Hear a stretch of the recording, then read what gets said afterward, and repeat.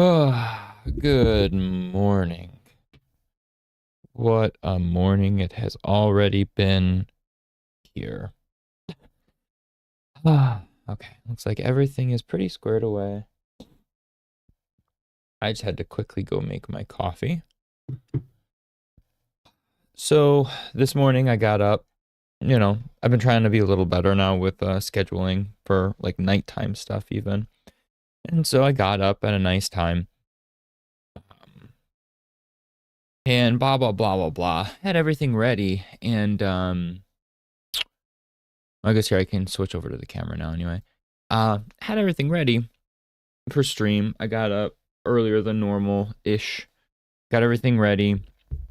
I actually changed my eating schedule around, so that's a whole other story. All was good, and I was like, man, I'm like, I bet I can squeeze in one game actually of Marvel Rivals. Like looking at the time, it was like 10 o'clock, and I was like, you know what, I can squeeze one in.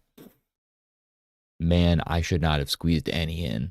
I don't I don't know what that was. Like, so obviously you get some weirdos, but this was, I don't even know, man. I literally get on and the person, we're playing competitive, and the person banned Bucky, which Winter Soldier, which isn't like a super common ban.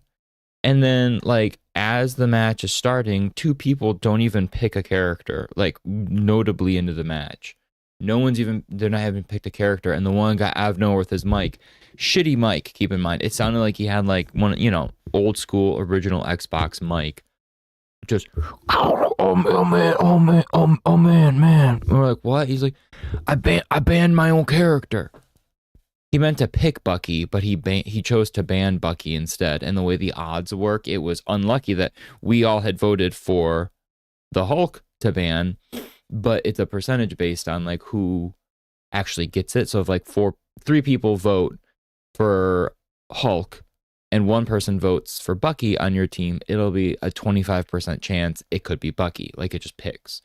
And guess what? It was Bucky, and it was that kid's character. And he had no clue what he was even doing. He's like, I guess I'll play healer.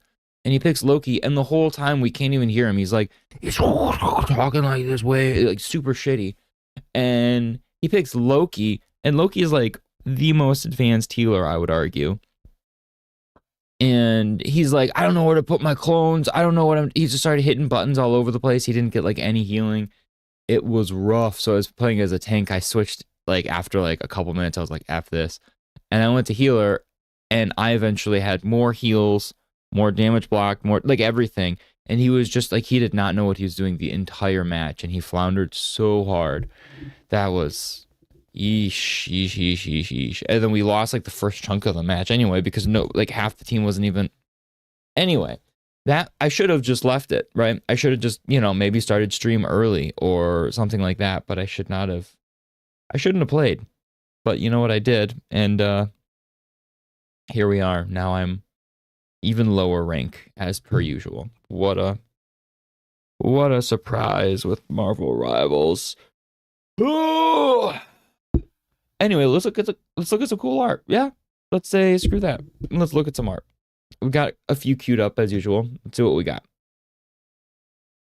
So this is Tuesday, by the way, for, those of you who are unaware of how calendars work or days of the week or are just not self-aware in any capacity.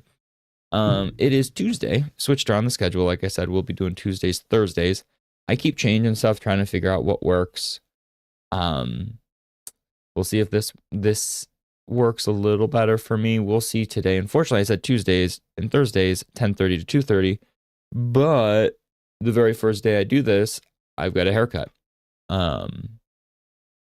It's getting gross on like my ears.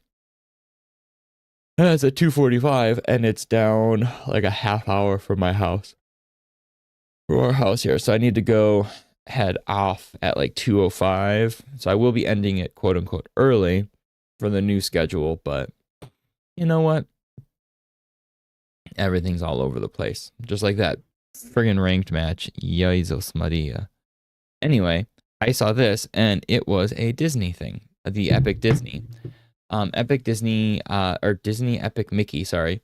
Rebrushed. THQ got the ability to kind of do like a revamp of this game. This was an old game years back that I thought was super cool. And yeah, so I was hoping we saw more. So this is the Nautilus.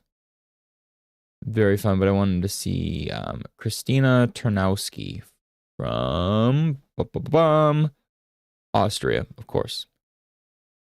So character 3D work. Oh, this is 5 years ago, so it's not, you can't judge these things.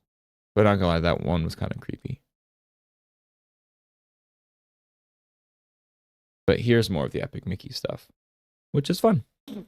So were these, what did she work as?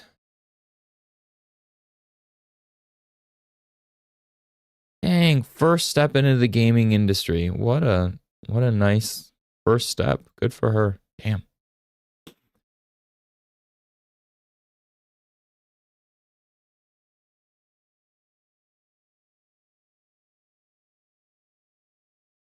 These are fun. Yeah, I this is one of those games that I never played. I thought looked super cool as a kid when it came out. I think I got it on the Wii probably, but then I never played it. And then when they did the rebrushed, I also clearly never played it. What is this? Etienne Savoy. I follow this person already, which is to no surprise based on this style. This is cute. A post office with a very fantasy setting. It's cool just looking at like how they've rendered stuff. So a lot of things don't have outlines. I'm always a stickler for noting outlines and how those things are handled. But it's cool because like the way they've handled these outlines, it makes it feel almost like a cell shaded, like a very cartoony energy. And that a lot of the background doesn't. Even some of this mid ground with the tree and other elements don't, or the foreground here. But then if we look close at like, whoops, I did not want to download it. But if you look close at like the gator here, or dragon, or lizard of sort, or the individual here, little things have like these like nice clean black outlines, just a little bit though, right? And they're very weighted by light, it looks like as well. I like this. Like I said, already follow this person, so I'm sure they've got stuff we've already looked at already, so no need. Oh, literally just from not too long ago with the trees, but then also this is, I've somehow ended up stumbling on this person's stuff multiple times because I just love it. No need to reinvent the wheel and talk about this guy's stuff again, but again, this is the one that like one of my best friends did one of his concepts in 3D, this guy. And then this is the one that I've been wanting to do in 3D myself that one day maybe I will get to. But yeah, no need to look at that. This one, however, was completely different. Different as in like I definitely don't follow this person, but also interesting because this didn't look like anything, but the thumbnail showed this and this, and this 100% is the sorceress from Masters of the Universe. I thought that was funny, like 1000% the same energy. Obviously this isn't supposed to be her. It is Talisman, the digital edition. No clue what this is, like no clue at all. But if the artist is clearly inspired by Masters of the Universe, I gotta take a peek at what kind of stuff they make, you know?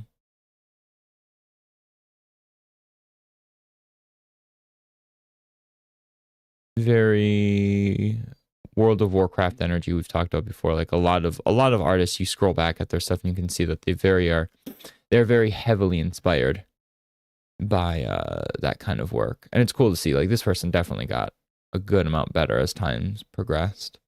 Valorant card art. Cool.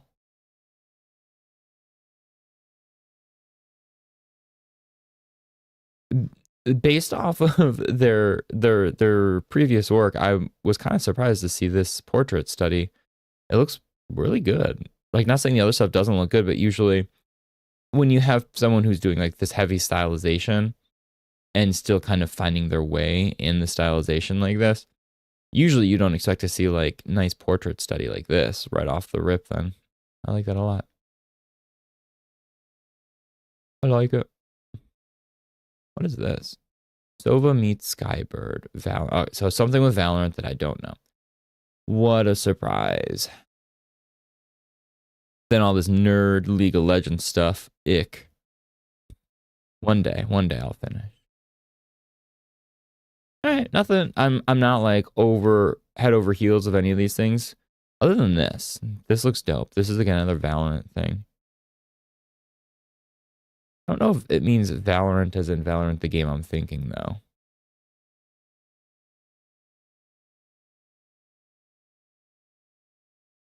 Love me a good progress.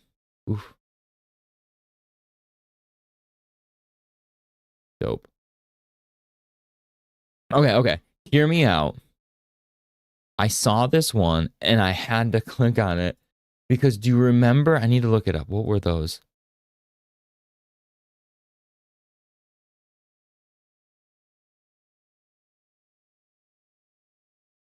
This.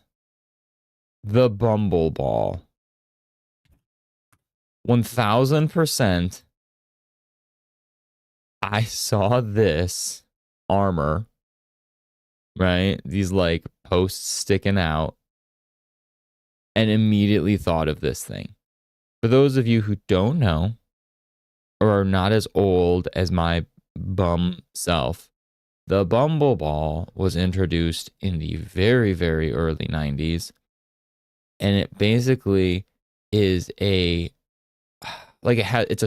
a ball with a single motor inside, like a single, like imagine almost like what you have as a like a rumble feature in most controllers nowadays, probably. And it would just run. It would just roll around, but then it would have these little chunky pegs on it, so it would like just basically roll around and bounce on itself. Like that was it. It didn't really do much. It just, again, we were entertained very easily. Like this is it. You see it just rumbling? It literally would just keep vibrating. This is a variation of it. Same idea though. This was it. This was the most amazing thing. But yeah, anyway, it totally reminded me when I saw this armor and I had to click on it to see what the rest was. Obviously, I don't imagine that's what Evgeny Komatov was going for. But if it was, kudos to you, bud, because you got me. But this is cool. It's cool overall. The gold and silver are decently rendered. I don't like this. Whatever this bottom piece is. Like logically, it all of a sudden makes this heavy thing look not heavy, right? Because it makes it look like it's hollow. This looks like a weird straw now. And so what looked like it had a lot of weight here, suddenly when you scroll down, I don't know. They should have given this more mass. Like made them more spikes, maybe had like some sort of rounded bit to close it. The fact that it just opened looks like a straw, and a straw is obviously hollow, and a hollow thing doesn't have like the same weight. And so maybe that's what they were going for. I don't think it was. I wouldn't assume so, but oh, they do not have much here to show. A very beefy animal. This again, everything reminds me of other things. This reminds me of the Andalites from the Animorphs series as a kid. All right, well, usually I like clicking on these, so I've got a whole slew of things to look at. But this guy doesn't have much. I always forget you can look at what everybody else has liked. Totally forgot that was a feature. Anyway, this last one, Leo Chola, I've seen their stuff before, I think, for Fortnite. Yeah, second Fortnite loading screen. We'll have to see what their first one is. Because this style totally reminded me of something we've seen before of theirs. But yeah, new season's dope. Played it a brief amount so far with my friends just the other night. Not a whole lot, but cool stuff. And this skin actually in particular is one I was debating on getting. I was waiting to see like some gameplay of it, but I haven't seen it. But anyway, I love a lot of the Fortnite loading screens, and a lot of them utilize like half tones and stuff like that, like this one does. And I really, really like it. It makes it feel like this person's stuff feels like this is a comic book, 100% for Fortnite. And we've had Fortnite comic books, yes. But I loved this one. This energy was so fun. Such a good one. Ever since they changed the Fortnite loading screens to have like all the artists involved, I suddenly care 1,000 times more. But let's see, where's their first Fortnite loading screen? I know this was their Marvel Snap card. This looked dope. I've seen this before. And they worked on the Doom. Such a weird design. Still not a fan of that. Did they not post their first Fortnite one? I'm a sucker for Cable. That's goofy as hell. Yeah, maybe they didn't post their first Fortnite one. Oh well, not the end of the world. Cool stuff nonetheless, though. Oh, I forgot. I always forget. Don't mind me just doing this live here.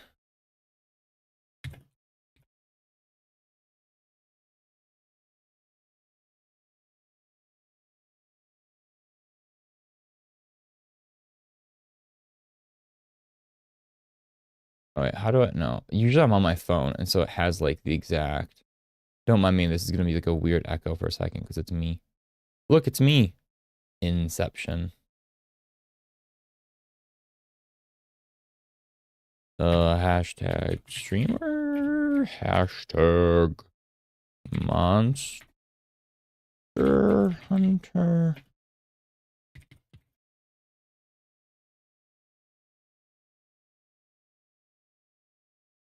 I never know what to put. Like, I know Twitter used to use hashtags and now they don't. And obviously F Twitter, nobody should be using that anymore. But never know what to put for these kind of things. Hashtag art, digital art. Chill, hashtag coffee. I don't know, man.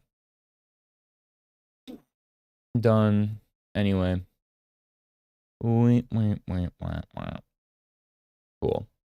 Now the world knows. Yeah, I'm so bad with that. I need to figure out a way that can like auto. I wonder if there's a plugin here on OBS that I can like when I click stream, it poops out a post. Yeah, where's the? This is bugging me. I wanted to see what their other Fortnite one was. I guess I can Google their name, right? Let's do this, and then we'll head to our own drawings. Oh, this looked clean. I wanted to click on this. Let me follow them first, because this is really cool stuff. I think I'm following them probably on Instagram or some other social media. Fortnite. Oh, they did the Poseidon one. The Ripley Poseidon one. That makes sense. This was one of my favorite ones.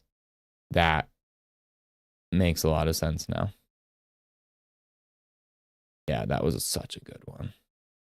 That was such a good skin too. I love any of the beefy skins. That always gets me. And that was a beefy one. Speaking of beefy skins, I guess since we had this up, I finished up the thing the other day. It turned out pretty good this weekend. I didn't really do a whole ton of art this weekend, but I did finish him up on Saturday morning as we watched. What did we watch? We watch cartoons in the morning on Saturdays usually, but I can't remember. Oh, DuckTales, the new DuckTales. So I loved the new I loved the old DuckTales. But my girlfriend had never really seen the new DuckTales.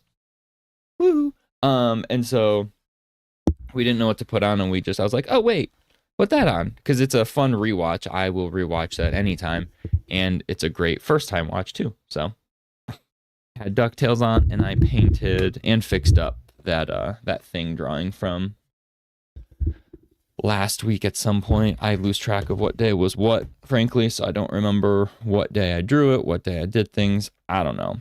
Last week I did pictures, right? I did the arts. But I don't know.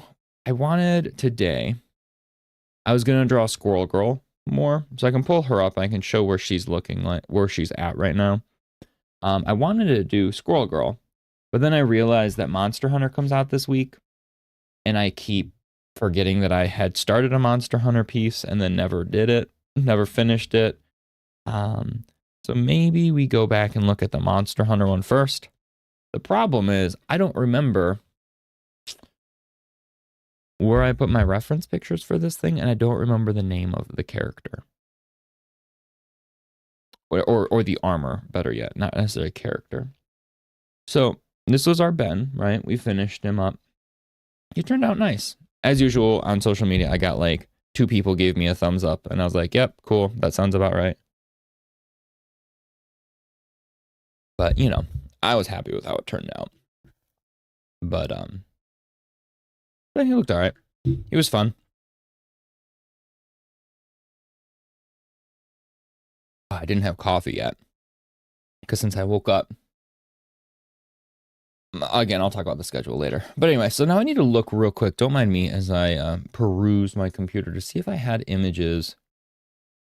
I don't know if I saved them through Discord. I cannot remember the name of the monster that we started drawing. So this is the squirrel girl I had planned on working on today. She was looking pretty good. However,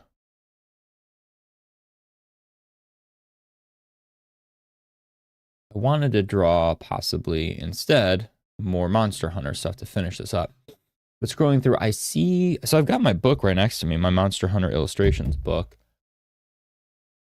And I have the armor here. Did I ever save it off of Discord? Arts. I don't think I did. Psych, I did. But I still don't have the name of it. Which isn't the end of the world. But I would have liked to have the name, so I could have just Googled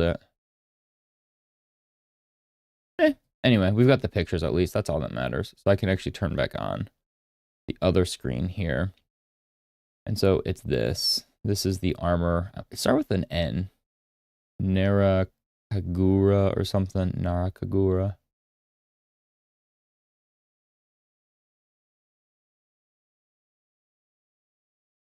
But yeah, this was like a weird hybrid. I didn't like pick a specific. I picked like different pieces of the armor because there's multiple variations of it. And so I had picked a couple different pieces. I remember when I was working with her to tweak, but I don't know. Let's get some music on and then let's figure it out.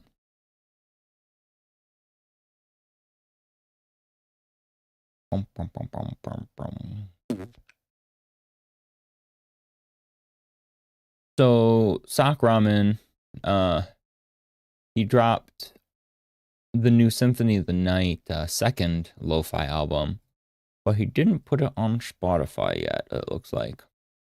I don't feel like pulling up YouTube, so I guess we will not listen to that one. What is this one? If anybody has ever got like dope video game or like, because there was like a Lord of the Rings lo-fi that I had stumbled on, but now I cannot find it on Spotify. But that was dope. I could listen to that again, but do not know where it was. Melody Zones, maybe? No, this is all video game stuff. But we shall keep looking and see. Astrobot, Devil May Cry, Shenmue, Pokemon Christmas, Animal Crossing. Yeah. These are all video game stuff. Dope, but not, excuse me, not what I wanted. And there is a lot of stuff. Sonic Adventure 2. I actually have no clue what these beats sound like. I've not listened to this one before. I don't even hear anything.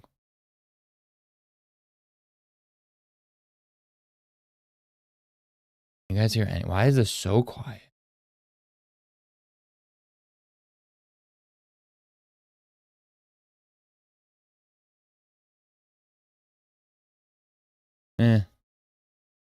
Don't like it. Away you go.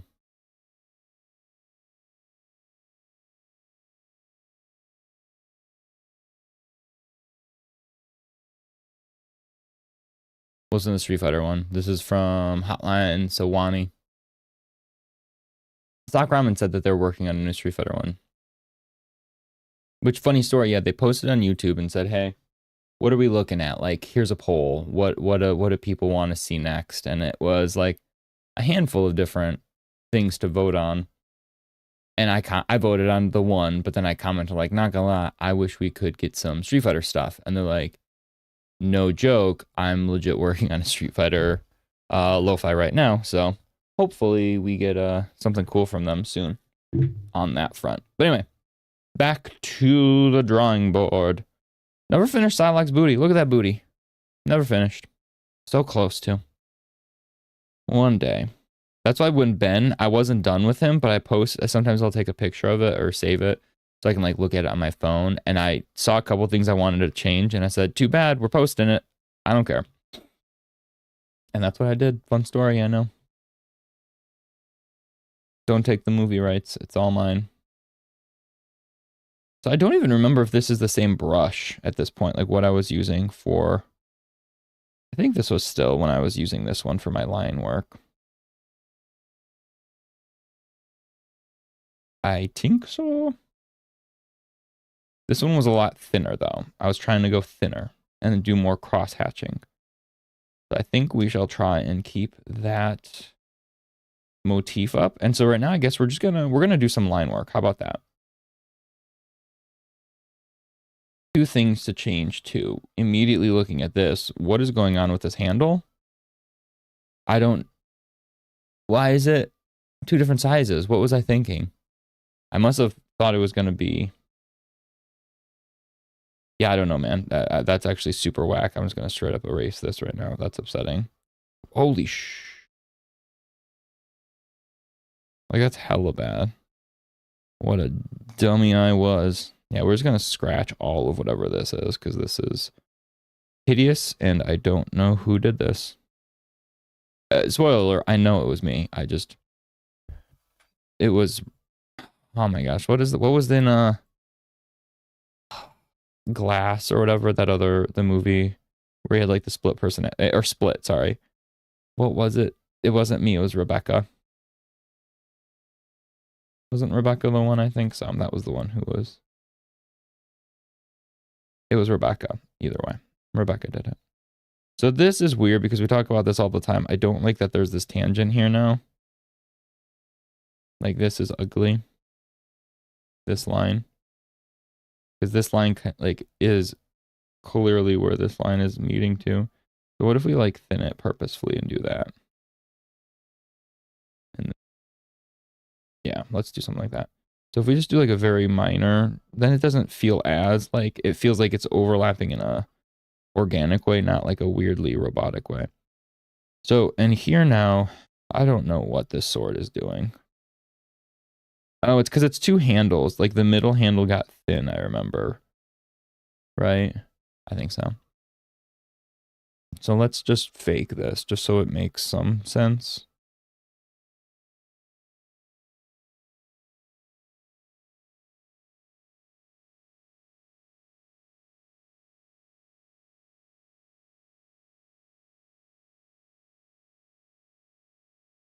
That looks way too thin. That looks not like a cool piece of, like, I don't like that at all. Nope, not one bit. It doesn't look powerful. When you make something that thin, it looks fragile then. That doesn't look powerful. So I think the way we're going to remedy that is the whole thing is just going to be, we're going to fake the design. It gets thinner on the design. It's like a split handle. But I don't give an F because that looks ugly. And ugly is not what we're going for here.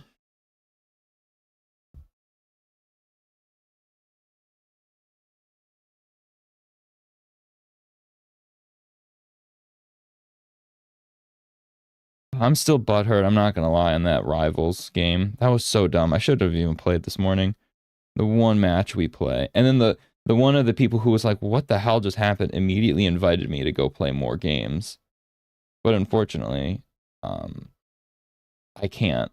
I was in the middle of, I was about to stream. I couldn't really hop on and do that, but I wanted to. I was like, man, I kind of would like to just play with this person then and get an actual win because they were competent, but that was not in the cards.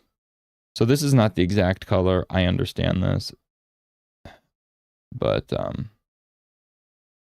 it's close enough for the moment. It just, this whole thing is going to be so in shadow, different colors. Who cares? This is just so that we've got a base on something, and then back to the actual line work that we want to do.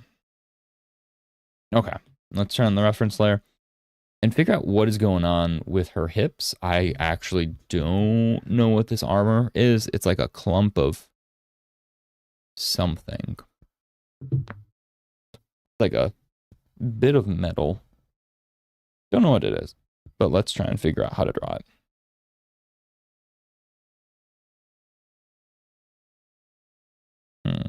So it's got this curve.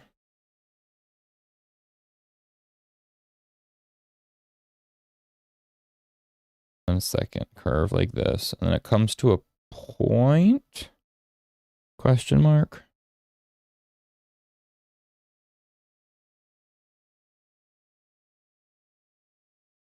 I don't want it to go higher than the strap here. I want to have like a hierarchy of layers. So this, I didn't want it that high. But it's at a weird angle, so it kind of comes down and then curves out. And then back in. I don't know. I'm just kind of making this piece up.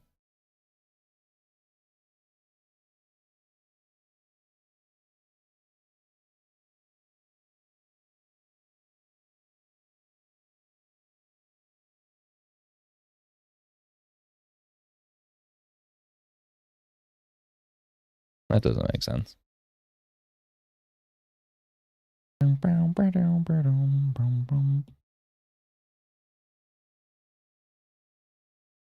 Boy, this is Ken's theme. You can tell. Love it.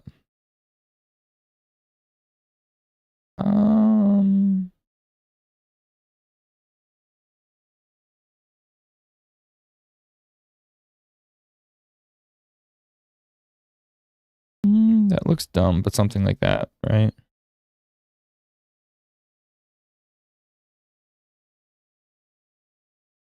Oh no, my whole iPad just moved. The whole arm is moving on me, sorry.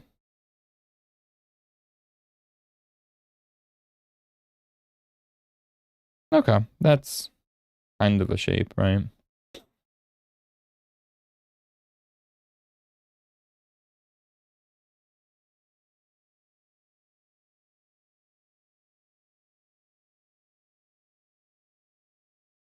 Then there's technically more, so I wonder if we just do like some sort of illusion of more behind. But it's smaller, but it's also like weird looking without anything. Let's see what it looks like without anything, and then we can add more if we want later. I just made this. This is very different than the initial sketch, though, is all. Because the initial sketch had like a lot of weight on this side. And I feel like this is pretty minimal.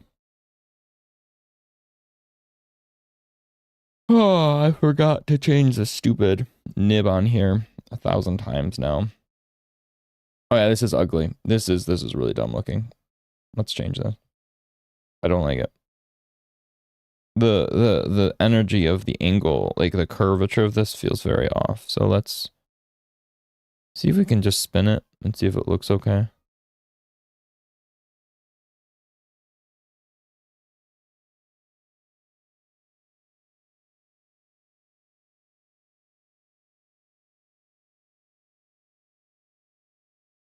Okay, now it's bigger. It makes more sense.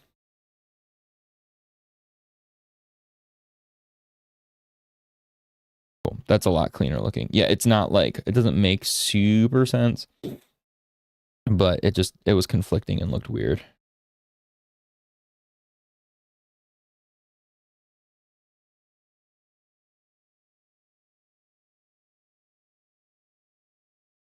So her belt thing will connect with the other, but then there's, don't understand what these like random jagged pieces are. Like I feel like if I understood what they were, I would maybe draw them more accurately, but I don't know what I'm drawing. They're just like spiky bits. They look like hunks of metal, to be honest. Like someone was at like a scrapyard and was like, yeah, this is a piece of metal. Like, okay. I would wager it's actually part of the monster, but who am I?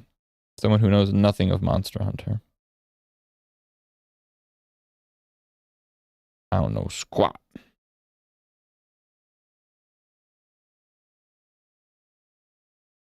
Other than how to lose at Marvel Rivals in the morning when you should just be doing other things. That I am an expert of. Don't test me. Yep. So we're just kind of making up this space as we go along. Making sure to follow the curvature somewhat of her body so it makes sense. Thicken some of this up, thin some of it out.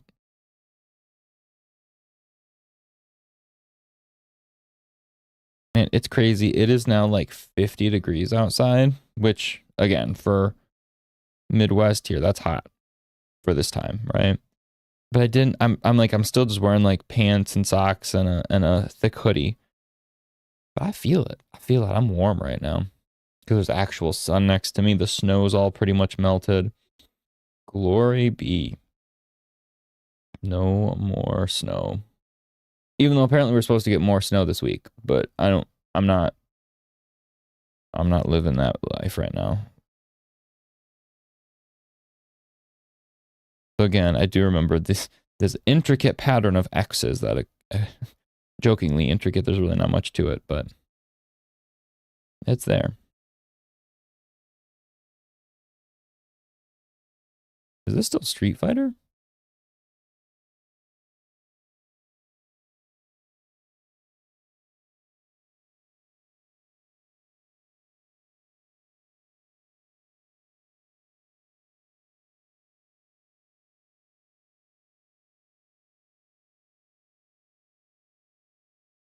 Way too many folds.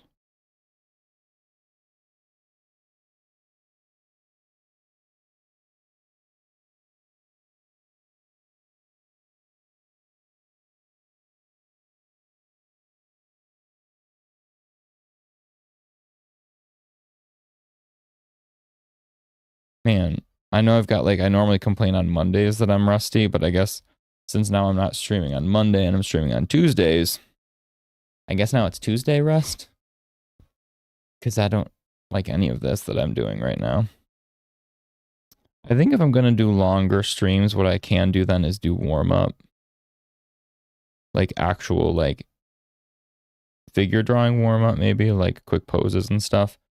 I think that'll help. So maybe that's what we'll do. We'll switch around and maybe like first half hour is looking at art, second half hour is doing warm up sketches maybe. And then we get into the whatever we felt like drawing for that day. Maybe.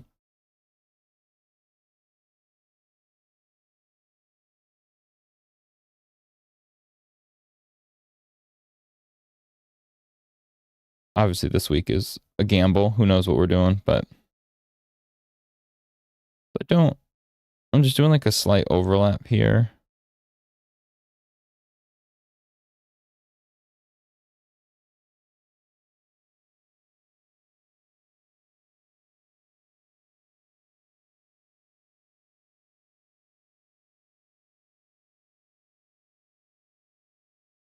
So this is a tough one because this area has a lot of congestion, right?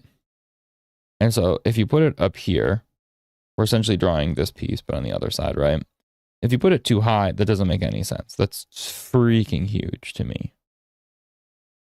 But if you put it too low, it's going to keep competing with this point right here, which looks like there's way too many. There's 3 points coming out of a single spot and they're two different material. That looks weird. I feel like you've got to go lower. But then I wonder if we lose something. Or by contrast, as we always say, look at the other piece. So maybe this guy goes a smidge lower. So it has breathing room. Sure, sounds good.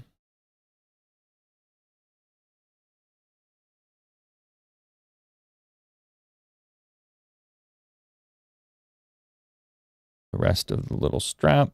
How does the crotch doesn't... Crotch armor in games, man, I don't understand what I'm looking at. She's got like underwear on, but then her butt sticking out because why not? And then I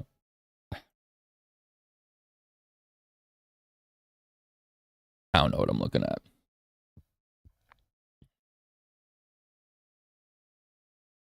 But then it's got like this scaly... It's like rocks and scales. So I'm going to keep with this kind of general line work I did for them. I'm just looking real quick because I forgot I was doing like cross hatching a little bit, right? For some of these shadows.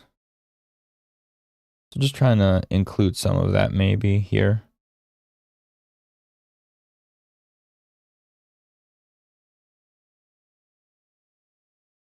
So that's not the same angle that I had been drawing them at. They're a little higher up. So it goes more like this, right? Yeah.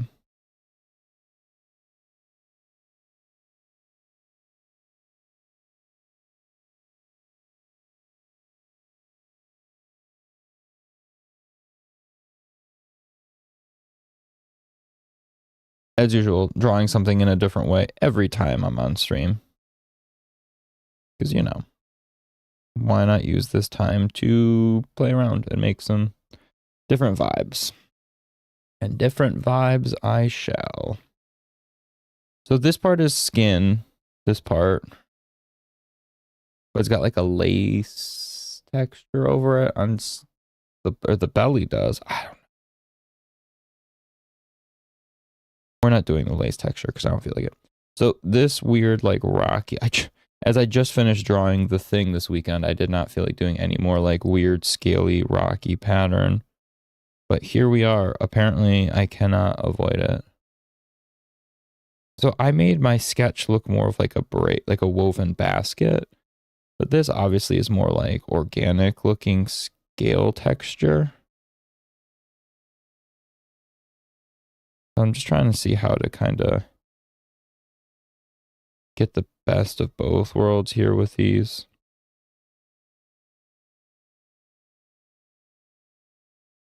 Again, we talk about a lot not looking too like forced and organic. Look, like you got to make it look organic, but also like purposeful and designed. And those are always at odds with one another.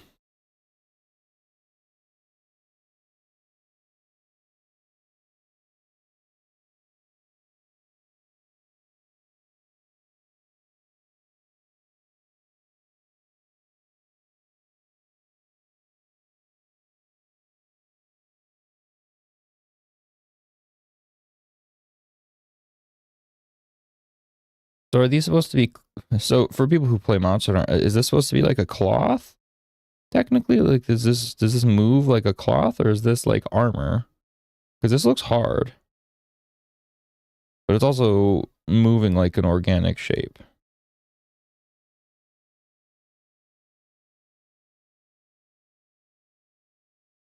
I got no clue, man.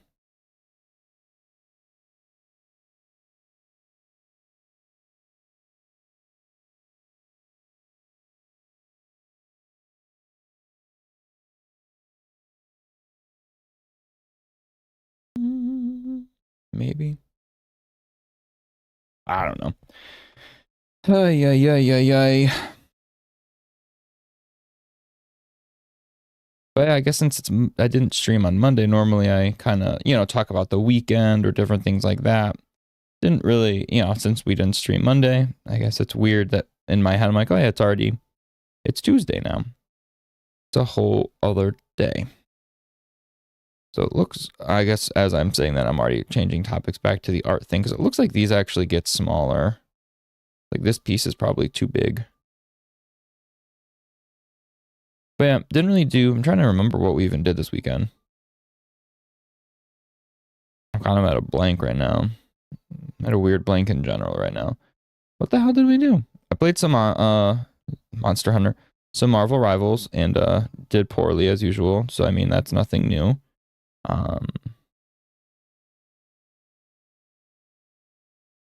Did we watch anything? Oh, we've been watching a show. It's been out for a little bit now, called Interior Chinatown. Super good. It's good, but I don't like. Both of us are like, what's? I don't understand what's happening. Like in a good way. Keep in mind, I'm not saying that in a bad way in any way, but it's very. I don't know. It doesn't explain anything. It's super confusing. It's got a lot of weird stuff going on. I really don't know. But it's good. We're like genuinely intrigued by the show still, so I want to keep watching it, but I also have no idea what's happening. So that's kind of cool, I guess. That's a good problem. You didn't have a productive Sunday. I don't even remember what days were what anymore. What was Sunday? Sunday. Oh yeah, I guess Sunday was a productive day. We got a good amount done. My brain is like literally blanking on what transpired though. I know we did finally. So we've been having problems with our gym. So our gym sucks. Export was bought out by LA, and then LA shit the bed and is ruining the exports and closing them down. And so I did not like the gym we had, and the hours suck. Like we just essentially relegated weekends to no longer being able to go to the gym. And that's no good. That's no good at all. So we had looked into, I'm not a fan of Planet Fitness. Neither is my girlfriend, but it's the lesser of evils right now because there's one not too far from us. And by not too far, I mean it is like right here.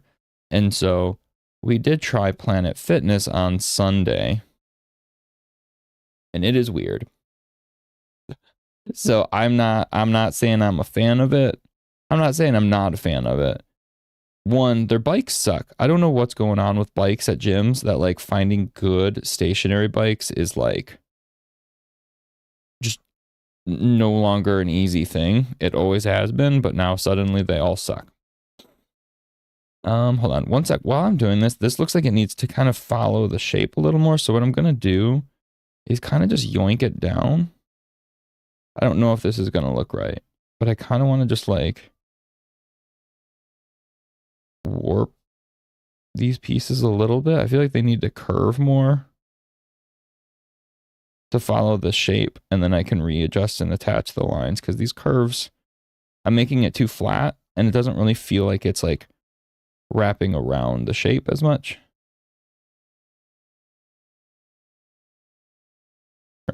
But yeah, so gyms with bikes suck. No good bikes. And so we get to this new gym, and the kid clearly has, again, no discredit to this person, disrespect to them. It's like a 16-year-old kid that clearly has no idea what's going on. She's just at the gym as like this is a job, like, which it is. But it was funny. She's like, we have new equipment. It's marked with this and that. And it was funny because like there's literally like a giant sign at each thing that says like new equipment. And I laughed because like the one I'm like, this is just, I've never not seen this at a gym. Like it was just like a basic calf machine or things like that. But the bike sucked. So we used the recumbent bike, which is the ones where like you sit down and are like, it looks like you're like 80 years old. Like it looks like you're at like a nursing home, and it's those kind of bikes. They're effective. Don't get me wrong. They do work the quads in a very different way than other bikes. I just don't like them. I really don't like them. But maybe I'll grow to love them, you know? But daddy, I now love them. For now, though, I don't. But what got me is while I'm on the bike, which, again, to this gym's credit, the LA Fitness that I have to go to is all Fox News. Like everywhere you look, every TV is effing Fox News. And let me tell you, I don't want to see that kind of crap at the gym. I'm trying to get in my own energy and do that. And then seeing that orange turd ball's face over Fox News, like all over the TVs as I'm trying to focus and work out. Nope. Nope. No, thank you. It is not a productive workout that way then. Like, immediately sets your brain into a different spot. But anyway, so this gym didn't have that, which is cool. They had actual like TV channels on, not just Fox News. But then they've got this big old sign, right? It's Planet Fitness. So they do the lunk alarm thing, right? This is, by the nature of it, makes sense, right? You're trying to make people have a comfortable space, somewhere they can work out and they don't feel intimidated. And, you know, I get that. And stereotypical gym bros and energy have a negative stigma. Though that's kind of where it frustrates me that, like, yes, there is a negative stigma, but it's largely unfounded and based in insecurity of others. Because I've been going to the gym now for like 15 plus years, right? I love lifting. I would say 90% of the people, the bigger the beefier the person, usually the sweeter they are, right? Like, it is such a good community generally, right? There's always going to be people, right? There's always going to be turd bags in every thing we do, right? So obviously there's going to be turds. But the fact that it's this weird, gross generalization, that there is this negative stigma to being fit and being the way you are, is so weird to me. That, like, they have the lunk alarm thing, right? And I get the idea that, like, you don't want to be, like, throwing weights around and being extra douchey. Sure. But also, if I'm working with, like, 100+ pounds, or I'm tired as shit, and I drop a plate from, like, a foot off the ground, not even, and it makes a thud, that's just, you're lifting heavy acting weights. Like, that's the goal. So the goal of any person realistically should be to get to the point that they could be the person that sets off the quote unquote lunk alarm. But, like, the whole thing that they have there for the text, it's this giant, like, not poster, it's like a giant, like, billboard in there. And it says something along the lines of, like, a fake, like, Ricky's wearing a bodybuilder tank top and a giant water bottle, and has his giant water bottle and slamming weights on the ground. What a lunk. You mean what? A fitness person. What is wearing a tank top, a bodybuilding tank top, and having a large thing of water to stay hydrated have anything to do with the negative stigma of someone being a douchebag? Right? Like, the visuals are not what the douchebag is. It's the attitude. It's Ricky isn't putting away his weights or re-racking things. Ricky has his music blaring when you're not supposed to. Ricky is being disrespectful to other members. Ricky is laughing at others when they're not lifting heavy weights or something. Like, those are actions that actually signify a douchebag, right? To generalize then, to be like, oh, what a douche, he's wearing a bodybuilding tank top and this and that's, like, that's just called fitness. And if you're against that, that's kind of like, why are you even there? And that's where I come to the point where it's frustrating that a lot of gym stereotypes and misinformation and negative energy spawn from, like I said, sorry, I'm like zoning out with this. Spawn from your people's own insecurities. Like, 9 times out of 10, that's the actual core reason. So, like, the idea of a gym being predicated on the fact of insecurities is bizarre to me. Like, again, it's a super weird middle ground, because I get it completely, needing to have a safe space to work out and stuff like that. But then also, like, for someone like me, that makes it feel like it's not a safe space for me then, because that makes it sound like oh, look at him wearing a bodybuilding tank top and big water bottle. What a douche. Like, there's literally a sign in the gym that says what I'm doing is a douche, basically. Like, I don't know. Fitness is weird. That said, it's like right by our house and they have good hours. So we're going to try going there, and I'll just eat my weird, I wouldn't even say pride, just my own personal opinion on the matter. Because again, I can't stress enough, the core idea of it is not unfounded. It's just, I don't know. It's like you course corrected too far with certain things.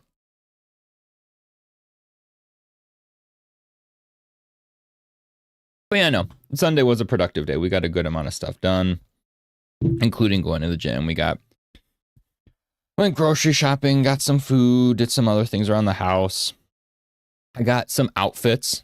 My best friend, one of my best friends from when we were little, he asked me on this past week, to be the best man in his wedding. So that was pretty cool. I didn't think he was going to. So his fiance is not one to do that kind of stuff. She is not one. She wasn't a fan of the idea of like having a big wedding. She wasn't a fan of having like a wedding party or any of these things. Whereas like my buddy has grown up always wanting that. Like his family is so big and they've gone to so many. Like I always joke because I would always be like, hey, what wedding's this weekend? Like ever since we were little. Because it was like every weekend I felt like he was going to Guyana, going to New York, going to Canada, all these different places because he's like, yeah, we've got another wedding. Like it was constant. And so he grew up with this notion of how he wanted his wedding to be. And so there was a little bit of discrepancy between him and his fiance in terms of how things would be handled. And so I had just assumed at this point that him having any sort of wedding party, traditional wedding party, was like off the table pretty much. And so the other day when I met him to go just hang out, I like to go for walks, right? I go for walks all the time. And so I like to meet friends to go for walks because it's like, hey, I get to hang out, but I also just get to get my walk in, right? And it's like a nice way to just to chill. You don't have to be distracted. You don't need to eat. You don't need to find something to preoccupy your time. I go to hang out with my friends because I enjoy their company, right? Like that's when it comes to like video games and stuff. Like, yes, I care what games we play to an extent when it's like the same games we play. Sure, it gets frustrating at times. But also the whole point of it is just for the company of the person, right? I just want to be with you and spend time and talk, right? And so anyway, he asked me to be his best man, which was awesome. That apparently they compromised and he's at least able to have two best men. It's me and his one cousin that I've known for years too. Like we used to hang out and stuff. He's a really, really nice guy. Haven't seen him in years though, so I'm curious. Not curious, but I look forward to seeing him again because it's been a long time. But anyway, so we needed clothes because it's a traditional Indian wedding, right? And spoiler alert, I'm a basic white guy who what you see me wearing right now is pretty much what I wear always. Like, what up? I got a sweatshirt on. What up? I'm dressing up. Here's my black button up and dress pants. Like, you know what I mean? Like I got like a bunch of different ties and fun socks and different shoes. But like the energy for like nice attire, pretty generic. And anyway, I can't imagine too many white guys who just have a backup kurta, right? Like Indian attire. Like that's usually not the most prominent. So girlfriend's been really looking forward to getting new outfits because there's really pretty dresses and all these things that she's found. And I've been dragging my feet because I am dumb.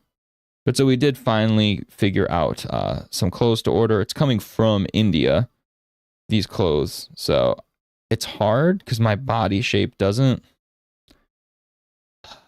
like my chest and my shoulders are pretty big compared to like my waist. And so it's hard because a lot of clothes, the mediums are too small, but then the larges are usually annoyingly big. But my buddy said generally with Indian stuff, they're real tight. Like it runs smaller on like the shoulder area. And so I was like, crap. So I had to get a large.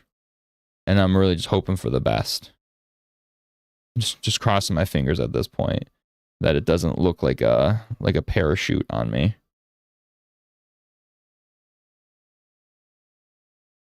So as I'm drawing these, I'm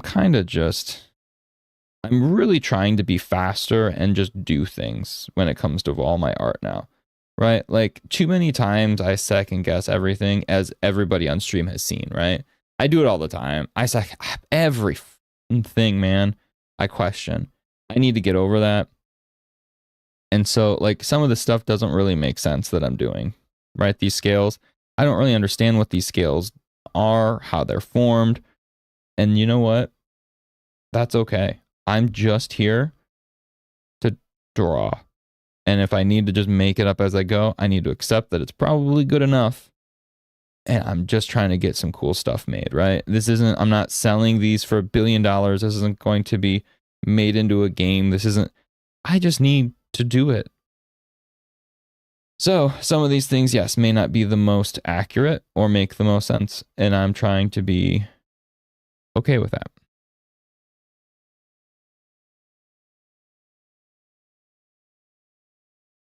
And in the instance of stuff like this, where it's like scales and weird things like this, generally, it's hard to mess up. Like, it can look a little off, but also like the very nature of it, it doesn't have like a set pattern, so it can't be too wrong, right? Low risk, low reward for this kind of stuff, honestly. So I'm going to make up that this is just like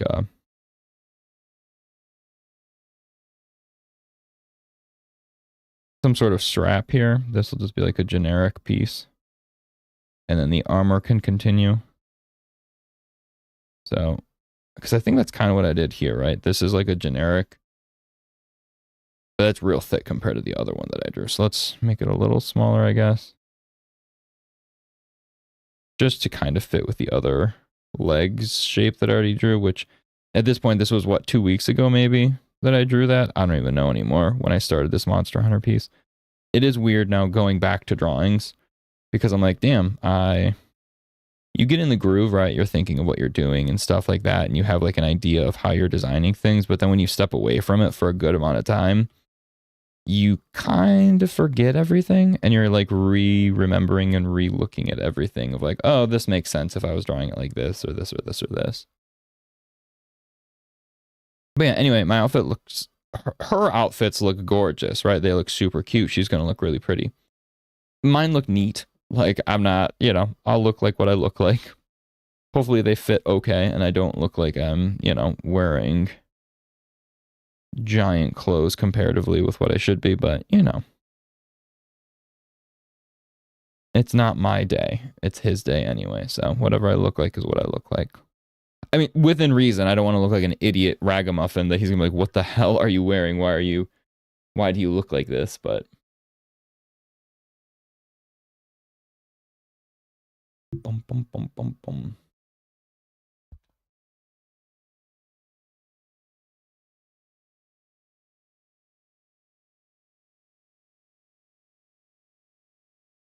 Is this still Street Fighter? This is a weird. Oh, this is juries. That makes sense. What a weirdo jury. As I'm drawing feet, ironically, nonetheless. Speaking of, her feet are weird. That it's like this armor. Okay, so I need to reassess how I'm doing this. So before, because I remember now I'm looking at this. The feet felt a little different than the shins when I looked at the drawings here from my book. So I think what I'll do is I'll start with the feet and then I'll build my way back to the other part of the shin so I can kind of make some sense of it, right? So let's start with like, it's like the two-toed sandal kind of energy, right? So let's start with this, and then we'll build up and backwards kind of with the the armor on the foot into the shin itself. Because I don't know.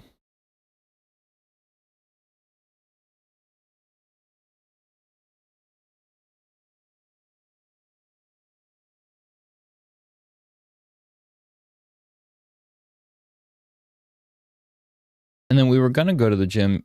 So I got the membership. So I still have my normal old membership to my old gym. But we also were like, you know what? For the sake of like being able to go on weekends and it's closer, so on other days we can still go here and stuff like that. We got the membership because I can share it. It's decent the way it's set up that like I can just get the membership and she can use it, right? Like she can, so long as I'm there, she can also go in. So we can just get one membership and kind of see, you know, how the cookie crumbles, right? But I was like, cool, dope. We'll hit the ground running and go back because it's been a while since we've made it like standard routine, and which has been driving us crazy. We're both creatures of habit and routine, but also gym people who haven't been to the gym as often due to many other circumstances, and our like routine of it has been thrown off.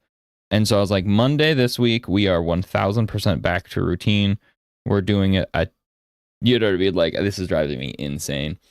And sure enough, I don't know what I was doing. I was cooking dinner, or like, we have like a chicken and rice dish I make that with like broccoli and stuff that we eat that day on Monday, but then it's used for lunches for both of us throughout the week.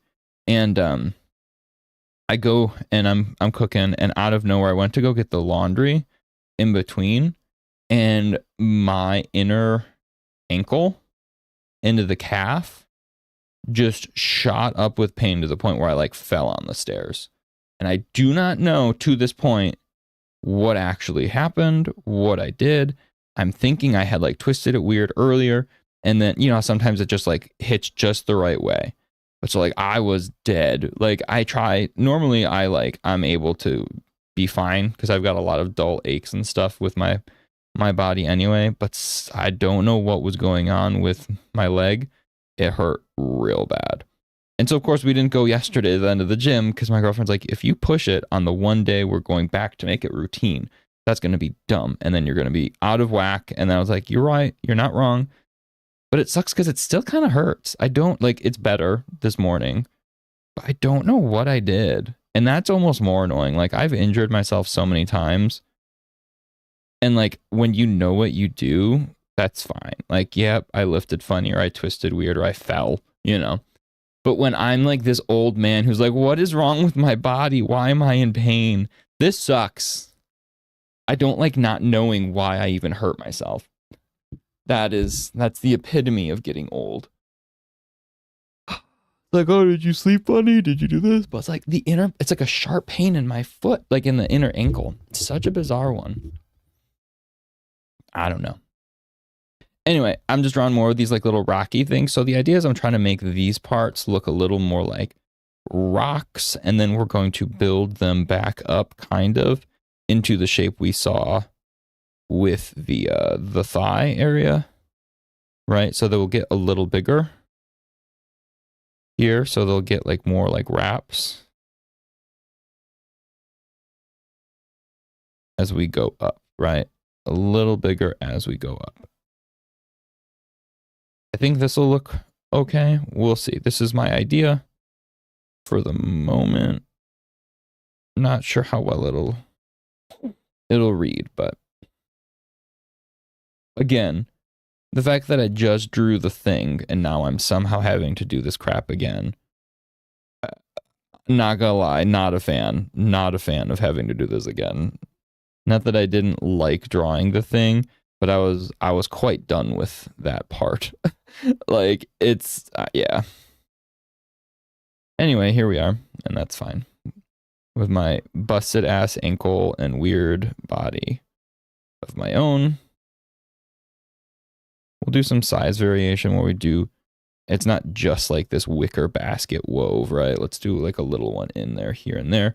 So it feels more like stone, but I think as we get higher, I need to, like this needs to become more normalized of shape though. we can have like a couple of these little discrepancies. But then now moving forward, I feel like it's like, okay, now we've built up to the point that we can keep it more of an actual texture, like a pattern, this wrap pattern.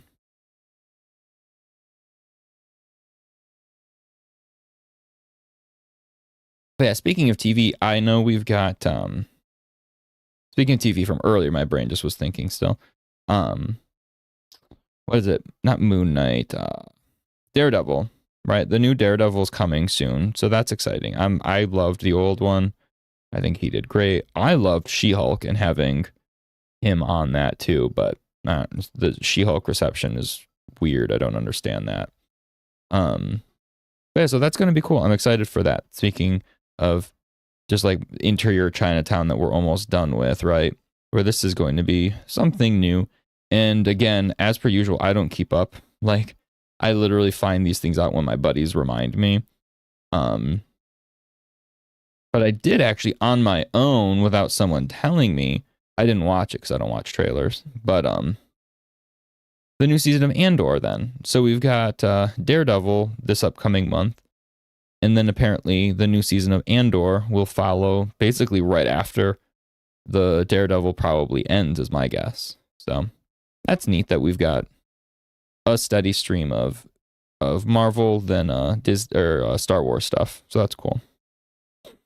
Because we're kind of running, like we only watch so much TV. And so we were like running out of like long form shows. Like we normally have like back burnery sitcoms and the like, or cooking or, you know, competition things. But like story driven content is not as common. And so we, I don't want to say we had nothing lined up necessarily, but we didn't really have much, you know, much else on the docket after we finished Chinatown, because we had just finished Goosebumps as well. I think I talked about that on stream at some point, maybe not. Well, we finished Goosebumps, the new one. I can't remember what it was called. Goosebumps, some sort of subtitle. Goosebumps, the re-goosening, the new bumpening. I don't know, but it was good, but without spoiling it, it like fell off from like the,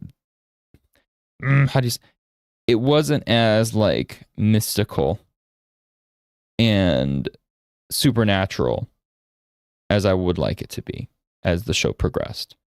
And it felt kind of weird then for it.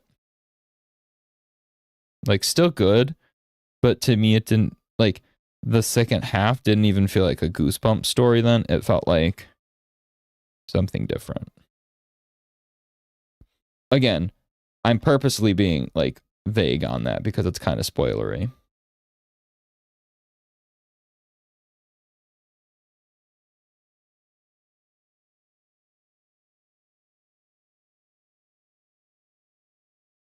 Okay, so my normal timeline, you know, it's time for a piece of chocolate. One of the things my buddy, when he asked, you know, to be the best man, it was really cute. You can't really see it on, let me grab it. It's cute. Let me go find it.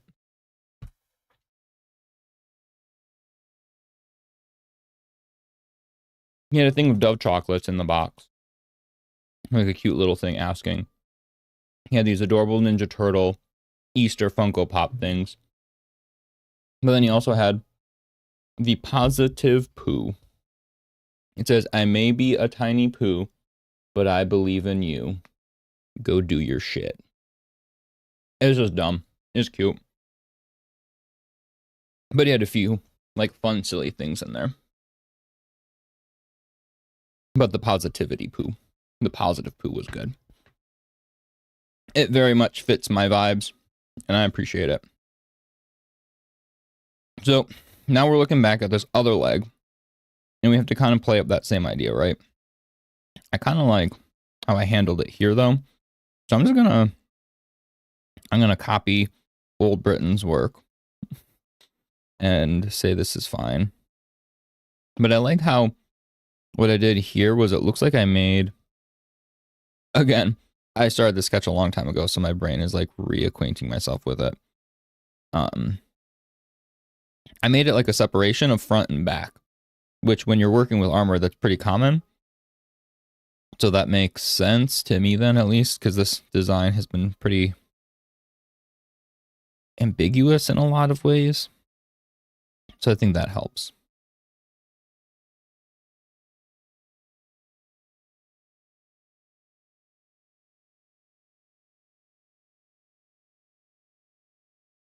But yeah, long story short from before, looking forward to different TV shows now. Having other things on the docket and stuff like that. Because I'm wrapping up Evil, a show we started watching a long time ago, and then we fell off, and then now I'm just continuing myself to watch. Show's weird. Show's very weird, but it's at least like a consistent one for me at the moment.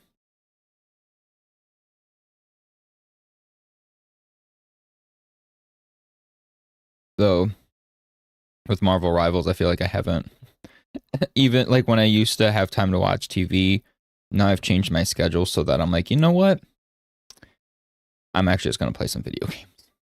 I'd rather I enjoy having played games more than I enjoy having been able to watch a TV show by myself. Like I enjoy sharing experiences with people, right? So if my girlfriend and I are watching a show, or if like one of my best friends, we watch a lot of shows together in the sense of like, you know, we don't live in the same state in the moment, but we'll like watch them, and like usually we watch them at different times, but whoever watches it first then is the person who gets the texts as the other person is watching it, right? So if he watches it first, right? If it airs on Wednesday or Tuesdays, let's say, he'll watch it Tuesday night, but then I don't get to it until Wednesday night.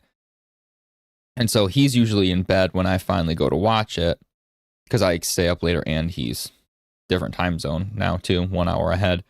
And I will like text then as I'm watching it, like, oh my gosh, this, like, as if he was literally there with me, right? And we were just watching the show together and making comments. So like that kind of stuff I love doing. That's still fun. But like when I'm watching a show just myself, I don't really care. Like, I don't know. Either I'm doing something to get better or actively engaged in, like a video game and Marvel Rivals where I'm playing to get better, right? Or I'm sharing the experience with somebody. With Fortnite, you know, or watching a TV show. But like when I just watch a TV show by myself, sometimes I'm like, I feel like I could have done something more fun with my time. Hence why I have been playing Rivals way more at night then. And still playing like doo-doo and not being able to get to Grandmaster. So, you know what? I don't know what that says about me, other than that I suck. And that's okay.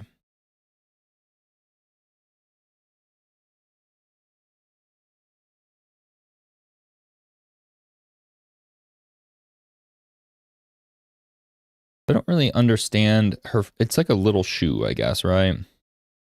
So it's all the same material.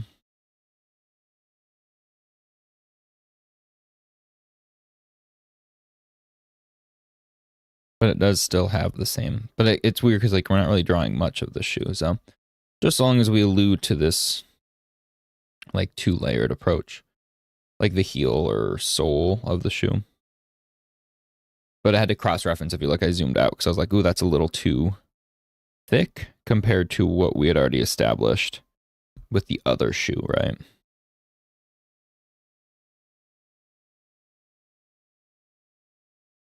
So there's a lot of tangentiness here where it's overlapping, and that's okay.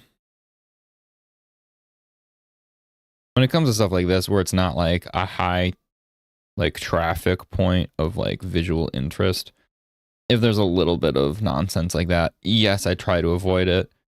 But yes, it's not the end of the world then. I'm not gonna, like I said, I'm not gonna hit my head over the wall trying to resolve stuff like that where it doesn't really, like, again, the story I told weeks ago, what do I gain from this, right? Like, is it worth my time and effort to really adjust it, or is it cool just good enough as is and you can rock with it, you know? 9 times out of 10, it's probably cool enough as is and you can rock with it.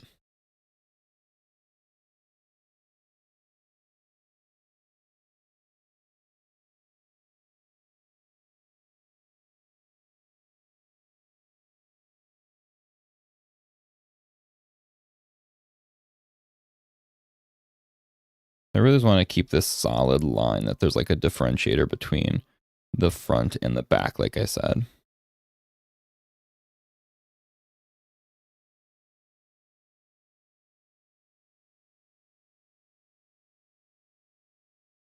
Boy, so I told you I'm changing the schedule. It'll be a little longer moving forward, but today is an odd one because I have to get off a little early compared to the new point.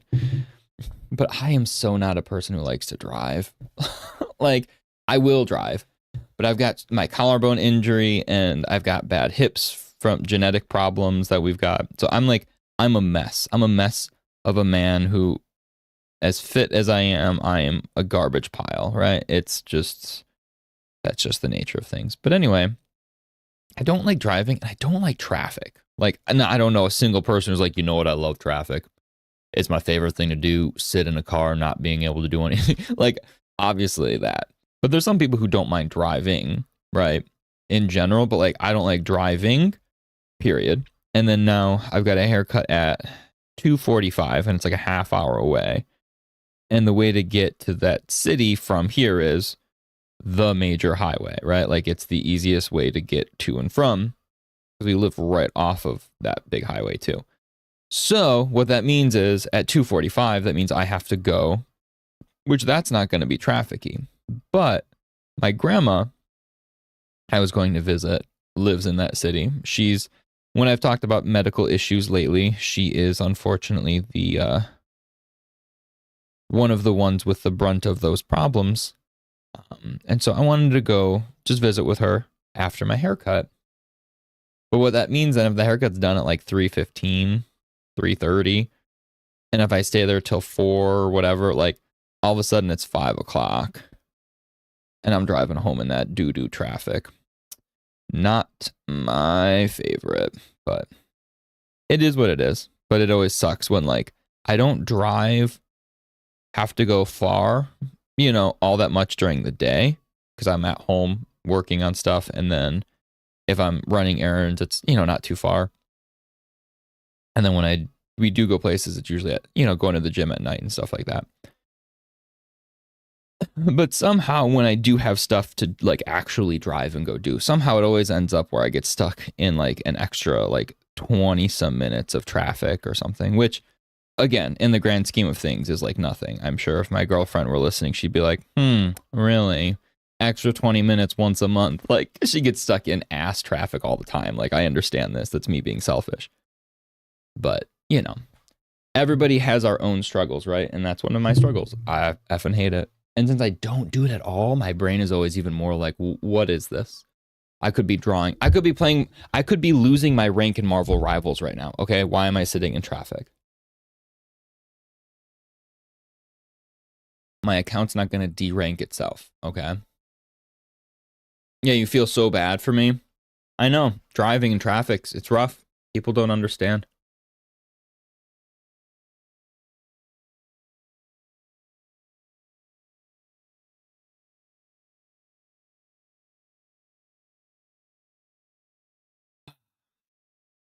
So her bottom half literally looks like the thing now, which is, again, pretty comical that that's somehow where we ended up after all of this stuff now. But I don't make the rules. I didn't choose for Monster Hunter to be out this week that I completely forgot about until last night. And that I said I would draw this picture and finish it for the release of Monster Hunter. But I think now that I'm looking at this, are the line works done? Line work done? Is the line work done? I think it's enough, right? Maybe this crotch region is just weird to me. I kind of do want the lace though. I feel like the lace looks better because the legs look weird. Let's draw lace. I think it'll look better. So lace on the, I don't want to do all the arm stuff. Let's just do the lace on the boobies. Yeah, like, so the inner part here. Yeah. Okay. Let's do a new layer just to make sure.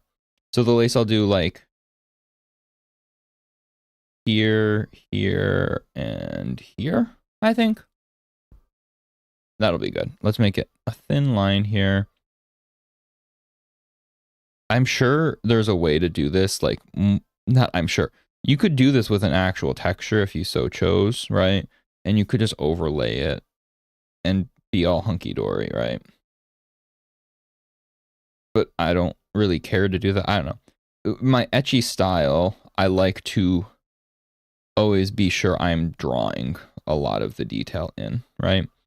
But right here, I'm not contouring too much the shape. I need to remember that like these pieces are obviously contouring to the shape of her body here. So I need to curve them accordingly. Or at least accordingly enough, right? It doesn't have to be perfect, but it needs to at least make a little bit of sense. Just so long as it doesn't, there's one, there, it can either be like blatantly wrong and wrong on purpose, right? Where it's just like slapped on. But if you go like, you either have to, you kind of have to, it's like, I don't know what percentage. It's either like 10% or 70%, right? You can't do in between. Either it's 10% right, so it looks purposely wrong. Like, you know, it's not meant to fit perfectly. But then if you only go like 40%, then it looks like you're just doing it wrong, right? With a lot like textural detail. So it's like you either commit or you don't. And so here's where I'm thinking like, okay, well, this needs to at least be 60% or 70%, whatever the number I just made up. To at least kind of have some sort of laciness there.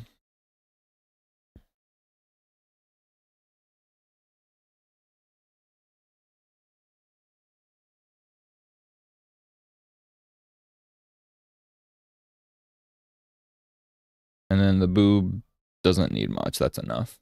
Yeah. Again, I don't know if that's super necessary, honestly. But I feel like her body looks... There's a lot of detail right now in this, like, the thing, like, armor. So I feel like I have to kind of balance it with, like, a little bit more detail on her skin. Otherwise, it looks kind of weird to me. So this way, it all kind of feels... It's like everything's a little busy then. Because sometimes if you go from, like, hella busy to not busy at all... Yes, it's always important to have a balance and, you know, a contrast between busyness and, you know, a moment of like breather. But there's a fine line in breather and not make sensor. Like, you know what I mean? Like, all of a sudden, like, wait, why is there nothing here then? It just looks void of stuff then. So it's a fine line. So that's kind of why I'm opting to see how a pattern like this would work on her leg. Just to see, right? And then I can always turn it off. So I wonder...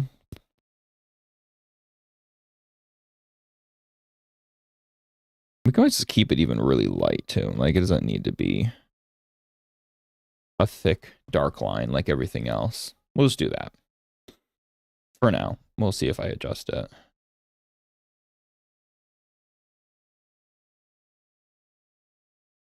So right now, looking at it, her one leg looks thicker. Damn it.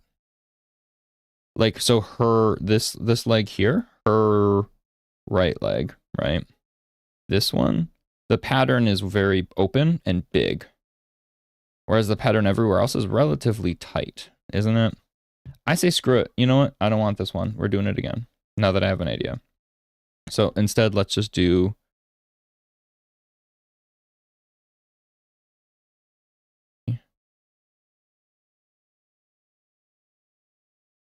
Yeah, no, that doesn't look right. It needs to be X's. I was thinking maybe you could get away with something else. Wrong. Worth a shot. So I'm trying to keep in mind now the scale.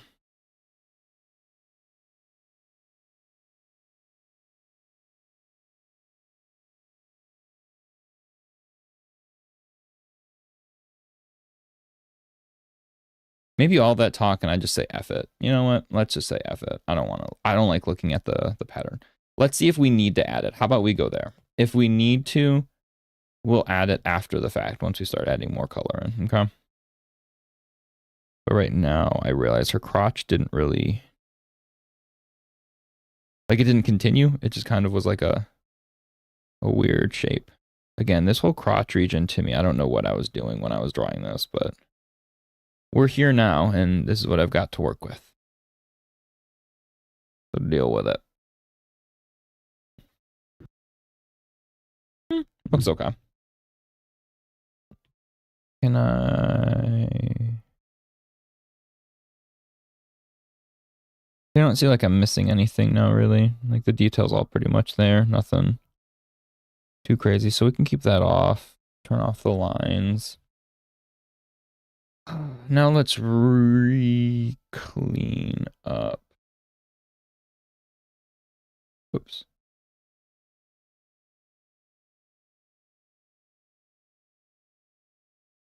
This. So let's actually just turn off everything real quick. Again, this was while we were watching an Alien movie. I was just going ham, drawing whatever. So my understanding of what this was way back then now is already warped.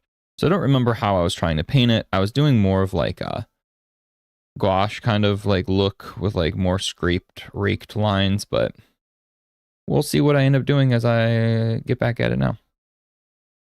But right now, all I'm doing is filling in the space kind of because since I did the line work now, certain spots have color and now don't, and vice versa. So just making sure, again, I don't care if it's perfectly clean.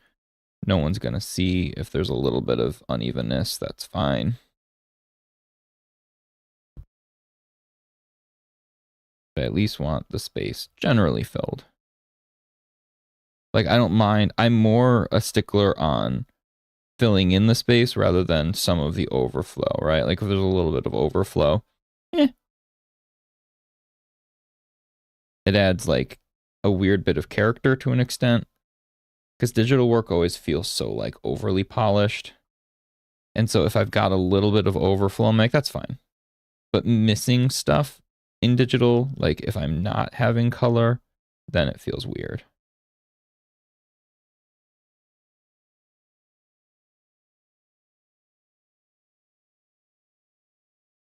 Because like this, that just looks like it's not finished properly. Whereas like this extra little bit sticking out underneath, nobody notices. Like, yeah, I can erase it, sure, but like it doesn't need to be super clean. You don't notice that as much as you notice these white spaces in between color and a black line though. So again, the what do I gain from it kind of energy still, like input of effort versus output of visual clarity, or, you know, is it worth it? Is it worth your time? Had I just filled this in completely or used a lasso tool if I was in Photoshop, yeah, way easier to do it, but I'm not. So come at me. Cool kids can't use their really nice Cintiq because they don't have a camera set up in that room and lighting and microphone. So they use iPads. Very old iPads with weird artifacting lines going through the screen that aren't showing up on the image because the display's not doing it, but oh, I see it. Super, super high tech here.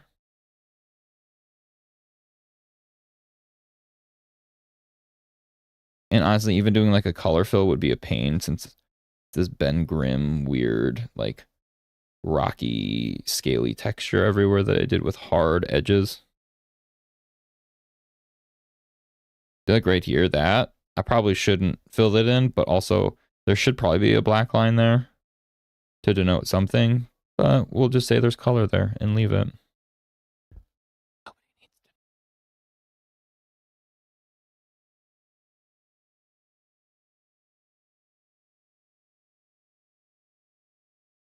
See what I'm saying? Like this looks really weird then. It just looks like something's off when there's this little bit of color sticking, or like the background sticking through. And if I had a colored background, I'm sure I wouldn't notice it as much and it's not as big of a deal. But because of the way I work generally on the iPad here, I don't really, like, my backgrounds are simple graphic pops of color and shape, right? So like you can really tell when it's just the white background behind peeking through. Just peeking. Okay, so there is our Monster Hunter. Cannot remember the armor. Oh no, I thought I had coffee still. There's no coffee in that mug. That's okay. So I think what I want to do now that I've got like, without adding more value yet, I kind of wanted to do some basic cross hatches just to fit the style I'd already done, like this kind of stuff. So again, I'm working with what previous Britton did. Okay. 2 week ago, Britton, who I forgot what I did. But now that I see this, it's like, okay, I can do this with, right? Like I'll just cross hatch a lot of these things where they're shadow. Normally I do heavy blacks, right? Like I do real thick ink, but that's not what we're doing here, right? So crosshatch is the name of the game. Or not even cross at this point. Hatching. Cross hatching would imply you are crossing it. This is just hatching.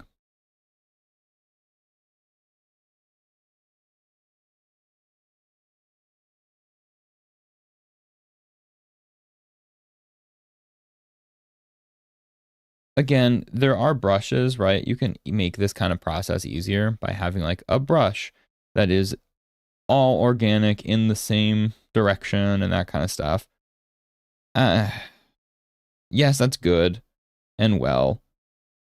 But sometimes it's just, if I want it to feel so much more organic and like you have a direct hand in it. And so while you can have shortcuts with brushes, for sure, sometimes it feels better just to do it by hand.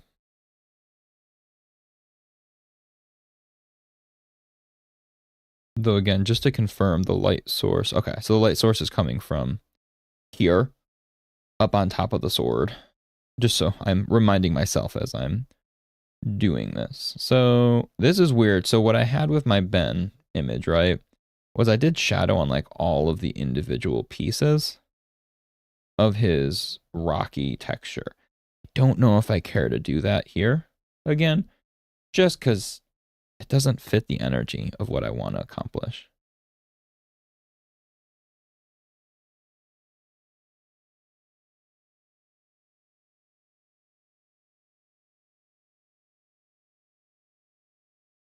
And it took a long, it was needlessly too many steps.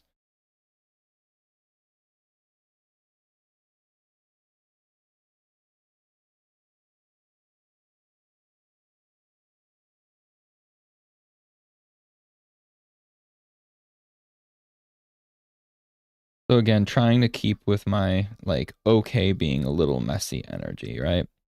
I'm always so particular about being clean that lately my big mantra is it's okay. It's okay being messy. Which is, I'm pretty perfectly illustrating here by just destroying all this line work, not even working on a separate layer, right? Just adding all these little cross hatches. Completely destructive workflow.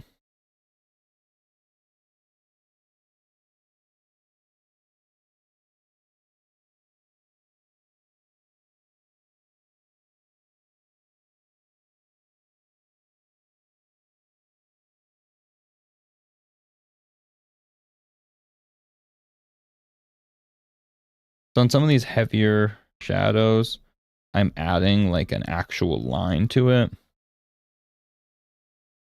Why? I don't know. Just because I wanted to. It looks a little different then. It makes it separate so we can feel that like, ooh, this is actual like heavier shadow occurring because there's actual like line break. Again, just making it up as I go. It looks kind of cool.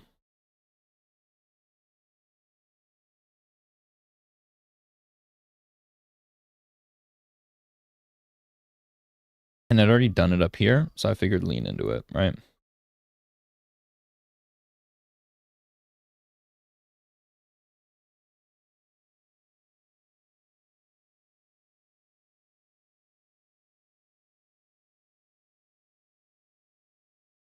I don't think we're listening to Street Fighter Lo-Fi anymore. I'm pretty sure it's changed gears. This is not Street Fighter as far as I know.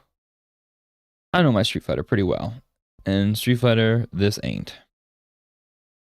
The watch I check in it is. What are we listening to? Yeah, no, this is Nintendo stuff now. It's swapped over to. That's fine.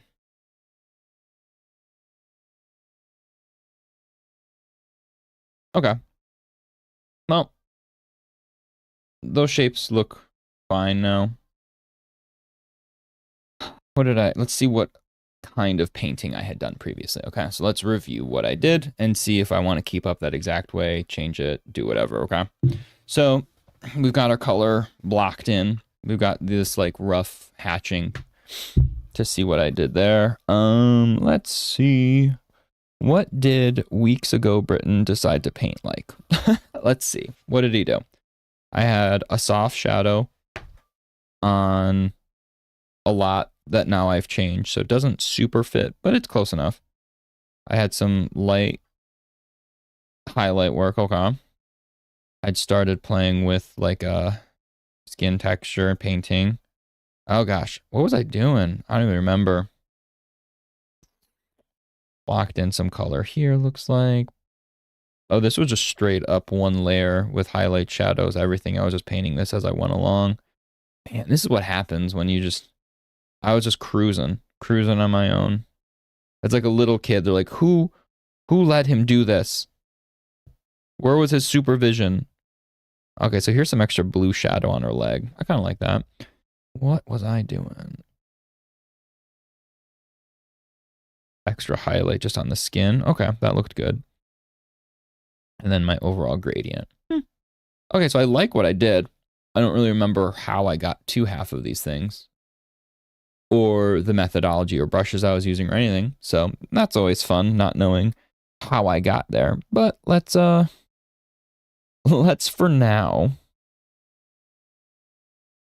Always got to turn off the gradient, the highest layer, because I feel like that always messes with the color the most when I'm color picking. Again, trying to be less picky though, pun intended, or not intended at that matter. So let's see. Do I have this? Where's my reference layer? That is the reference, so that should be good enough. Okay.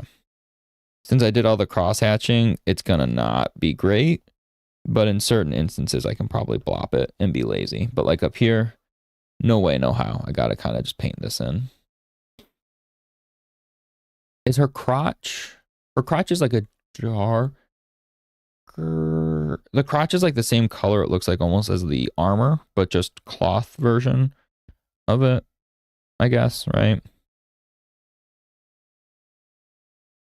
So is that the only... I'm mixing a couple of her designs, so I'm not 100%. And I swapped... I don't have like the teeth on the breast here because I feel like it got too busy. But I might... I don't know, it looks weird now without anything. We'll leave it.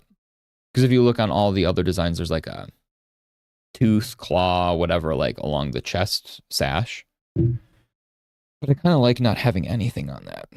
So we'll stick with nothing. So that was purple. Nothing else. Is this purple then?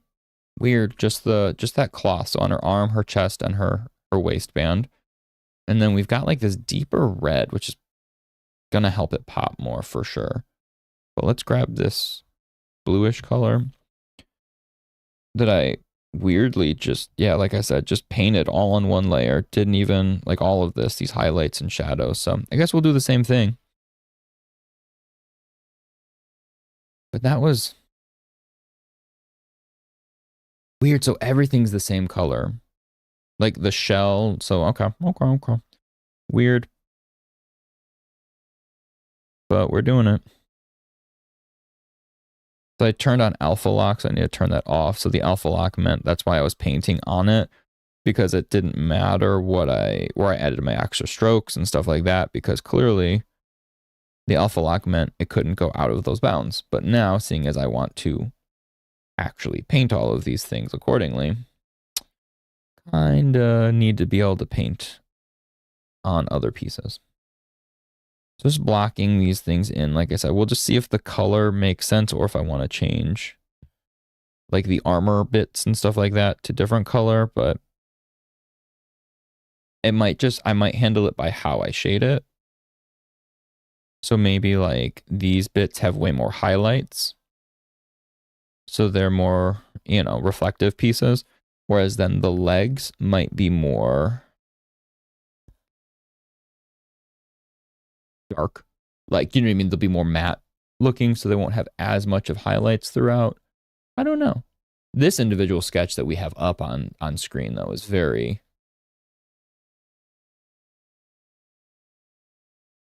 So I think this is where the problem is. This one is more silver, but I painted it more blue. And I like the silver for these. So you know what? Okay.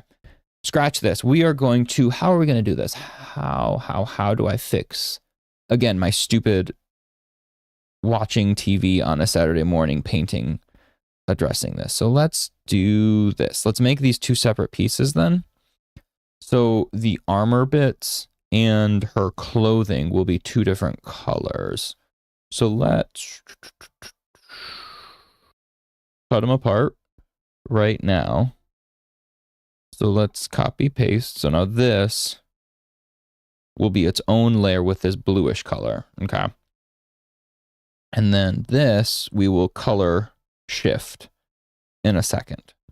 But so first we need to go to this bad boy and erase the what is now I'm dubbing the cloth versus the metallic, right? So the metallic of the helmet, I kind of want to keep a different color. Though to be fair, here it looks like the ear part is a different color too. Son of a gun, why did I not pay attention to this more when I was drawing? Stupid. Let's say... Nah, we're keeping it. Again, executive decisions. Good enough. Doesn't matter. So let's say we want this one to be more silvery then. So to help it stand out. And this is the only bit that has this color. Right? Yeah. So what I'll do is I'll go up here. Oopsies. To the adjustments. Go to hue saturation. HSB is usually hue saturation brightness. I'm going to like dull the saturation a little bit. Trying to see like, I still want to keep it this bluish, but it needs to be, yeah, let's lighten it up to be more silver-ish, right? Not perfectly silver. I don't want it like a white. I just want it to be light. So we'll look at that and then, okay, I think those colors pop. Those work together. I wouldn't say pop, but they balance each other, I think, in a better way than what I had before. And then we can slap on more red later. But some of this will be more the other armor, right? Anything else on her head? The hair is basically this color, but the I don't know. This is a much more greenish color. We might darken this up actually in a second once we get the whole body covered, just so I can kind of get a better gauge of what we're looking at, right? Also looking at some of this stuff, I will need to go back in and add a little bit more line work detail probably because it's missing a few things. Like I noticed on the cloth on her chest is flat. There's no color. I mean, there's no line work at all to it. So it looks really strange. So I might need to add like simple things like a wrinkle, right? Nothing. When I say add stuff, I just mean like enough to make it fit with the rest of the detail that we've already established. Because as I always say, like you need to make sure you're looking at the whole picture and how each piece relates rather than just everything on an island, right? So I wonder, we're just going to keep this all the same color then. I'm actually going to be super lazy and just do this. And then I'll paint the tooth color on top of all of this, and same with the red. It's easier.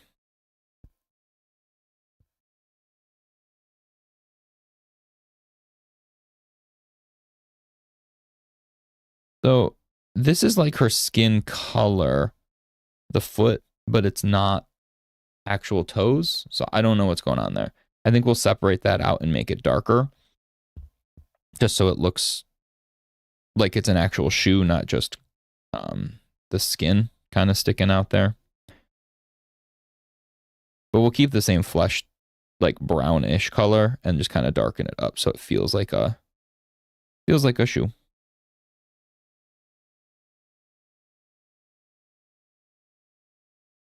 Yeah, I've been seeing reports for this game right? Reports on like reviews, right? Like impressions and gameplay and all these things.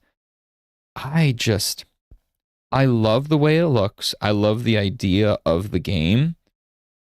I just cannot get into Monster Hunter games. I don't know what it is. There's too much preparation time. It feels so slow to me. And I know it's not. It's just my interpretation of it. But it's just wild because this game is so successful.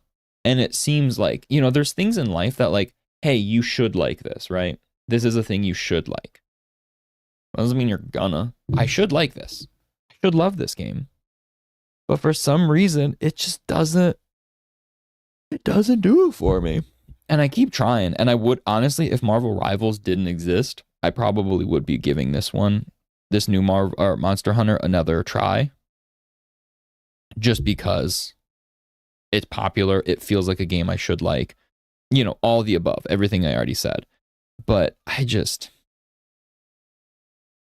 don't know. I don't got time for that. It's not Marvel Rivals. And then Lies of P, there's been more footage on that DLC, so I can't, as soon as that Lies of P DLC comes out, game over, right? And I don't know. There's the new Elden Ring Night Rain that's coming out. I didn't get into the beta test, unfortunately. And it looks cool, but it's so drastically different than how I engage with those kind of games. So when I engage with a Souls game, I love the idea that I can just, either I'm fully engaged with it, yes, or sometimes I'm grinding, right? I enjoy the flow and exploring and being solo and just doing my thing, right? And then sometimes, yeah, you summon somebody in or do whatever, sure, but like I usually don't do that. And so I see them as very solitary games with like glimpses of other people, right? And I can see them through their bloodstains and different things of the like. And so now having Night Rain be essentially like a co-op roguelike Souls game, it's effing weird. Like, I get it completely. That's a cool, twist on the formula, and I can see how it would be fun. Crap, I don't have a picture of her sword. I need to Google this so I know what color the sword is. But also, that's not how I engage with that type of content, right? Like, I engage with the Souls formula the way I like to as a Souls game, right? But if I'm playing a game now that's like drastically different, I don't know. I'm not going to knock it till I try it, but it's also one of those things where like I don't think I'm going to have the people to play it with. And if I don't have the people to play it with, I don't know how enjoyable it will be then, right? If it's one that I just end up solo queuing and that's not, I don't know. It's a weird one. I don't know how to feel about that game yet. No judgment, obviously, until I can actually play it, but definitely an interesting twist on something that, like, again, I should love it because I do love roguelikes. I guess my big question will be how well can I play it solo, right? Because like if it's viable as like a single individual to play, I think I might like it more then. But everything I've watched on it so far seems very much like it is meant from the ground up to be a cooperative experience. And so I don't know how worthwhile that would be to do it solo. So I was making it darker, but I think what I should do is just desaturate it instead of making it too much darker. Because when I went darker, it felt weird. The attention got drawn down there. So I wonder if I just desaturate the hell out of it so it's like a grayish brown instead. So it just feels very void of life. So it's clearly not her skin because it's like there's no life to it. It's just like a very cool colored brownish gray. And then we can darken up the strap itself. I think, again, for being messy and simple, right? I think I'm going to keep it all on the same layer too. I'm crazy, right? Who knew? I'm trying to be real. Again, not super messy with this piece, but definitely messier in the grand scheme of things, especially seeing as I painted everything for like the highlights and the shadows apparently on one layer before. So I got to keep that up now. That's a thing. Okay, yeah, so then we'll just darken this up and say this is a different color. It's fine. Different color, same layer. I don't care. I don't care.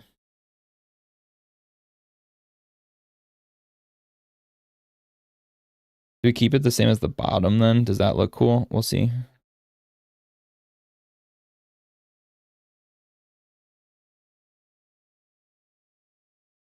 And then we'll do the same as like the middle seam, kind of.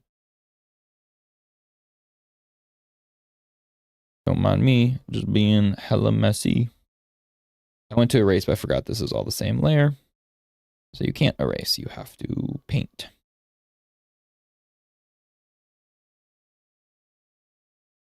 Good enough.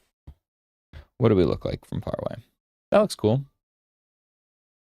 Okay, and now we need to add, it'll help once we have the teeth the right color too, because the teeth right now look kind of, like it looks very dark down at the bottom here. So now let's, oh no, I need to move the teeth up. Okay. Yeah, it's weird. So normally what I do is I have a protein bar in the morning, right? First thing I do when I wake up generally is I grab my protein bar, eat it. That's it. And when I mean like protein, it's not like a small little thing. It's like a pretty hefty protein bar. So I do that, and then I have my coffee, and then I eat my little chocolates, and then I have my big protein like lunch, right? Where it's like the protein powder, the PB2, the almond milk, and my bananas, right? I get a whole hodgepodge of stuff going on. And that's what I always do. But if I'm streaming longer now, right? If my extended time is going till 2:30, 2-ish today because I've got my haircut, I don't really have time to go eat at 1 o'clock then, right? And if I extend it, I'm gonna get real hungry and I'll get grumpy feeling, right? And less productive then, right? When you're not feeling well, when you're hungry, your head starts hurting, everything gets thrown off, you're just, not as productive. And so my thing is like, well, maybe I swap around. And my girlfriend suggested, why don't you just swap it, right? So why don't you just have your protein, swap what you'd have for breakfast, quote unquote, with what you'd have with lunch and vice versa. Because obviously eating like a protein bar is much easier to do on stream than actually making like a thing to eat, right? So I normally don't like doing that, but I said, you know what, that's fair. Let me try it. And so that's what I had this morning. And it's weird. Like, it's very weird just because, like, when, I don't know, just imagine eating like a sandwich. Like, if you normally eat like a sandwich for lunch, let's say, right? Like, imagine in the morning, like, you know what, I'm going to have my sandwich when I first wake up, and then I'll have cereal for lunch later. Like, obviously, it's the same food. There is a science behind, the order of food and what type of nutrients you get at certain times of the day and how, blah, blah, blah, blah. That's a whole other thing. So, like, I get that, but from a very simplistic perspective, it's just weird. Like, it doesn't need to be anything other than the fact that it's weird, right? It's just kind of weird. And that's where I'm at right now. It just feels weird. I'm like, where is, like, my belly just has like a feeling of like kind of awkwardness. Because normally when I eat the protein and stuff, I go for a walk shortly after, or I'm more active. I'm getting up, I'm moving around, I'm doing dishes, I'm doing laundry, I'm leaving the, going to go do stuff. Whereas like here, I ate it and then now I'm sitting. And then you know what I'm doing after I'm sitting for an hour? I'm sitting for another hour. And then after that hour, guess what? Sitting for another hour. Hey, spoiler alert, that fourth hour, just sitting here. And so I feel like there's way too much food in my belly, just sitting. So I don't know if this is the move either. We'll see. It's a process, but I need to figure something out because I do want to stream like these, as I said, longer, right? I like having, the idea of having 2 days a week with longer streams seems much better scheduling wise, much better markety wise, because I feel like most people don't trickle in until at least an hour or so into stream. And then that gives me Monday, Wednesday, Friday to work on the actual like content stuff that I want to do. But who knows? Who knows? If anybody has tips on how they eat, I would be welcome just to hear. Yeah, I don't know. Because a big bowl of stuff is not, I don't want to eat that on stream. That's weird. And as my girlfriend put, she's like, and it's loud. She's like, it's not slurpy. Slurpy's not the word, but it's like, you know, you have more of a sound to it. A bar, you're just eating a bar, right? Whereas like my protein mix is like, imagine it's like a big bowl of pudding, essentially. It's not, but like imagine that. And it's like eating pudding versus eating a bar. Very different sound effects, if you will, right? Like very different. And I joke that like my buddy who I noted, you know, getting married, asked me to be his best man and all that. I always make fun of him because he eats I don't know how to describe how he eats. He eats very little at a time, right? He takes like the tiniest of bites. And it's probably because his permanent retainer and stuff like that and how he eats, whatever. But I always poke fun because he'll eat more than any human I know overall, right? Like absolutely insane amounts of food. But also the bites in which he takes are like microscopic. So I've got my protein bars that I can eat in 2 bites, essentially. Realistically, 3 bites is usually how I eat them. That's how I engage with them. They're 3 bites. Cool. I'm pretty sure he takes like 10 bites. And I'm like, dude, I don't understand how this is taking you so long. Like, he could eat 4 of them. Like, and I could only eat 1, but the way in which he eats them is so much slower. It's so weird. So these red little bits, these are technically like painted on red patterns, it looks like. But I'm kind of just rocking the red right now. Again, trying to be messier, trying to be more organic with how I'm painting these things on. So we'll see if this looks okay. I'm just slapping this red on right now, trying to get a gauge of how the color's going to look. Again, being messy, it's fine. There is like a little, like almost like sunbursty pattern kind of to it, it looks like.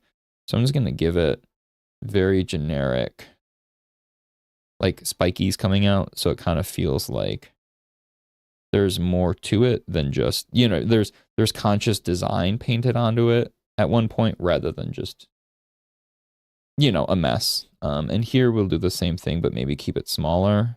That spikiness we'll just keep. And no like thick shadow or no thick thing of paint, just kind of put these little guys in.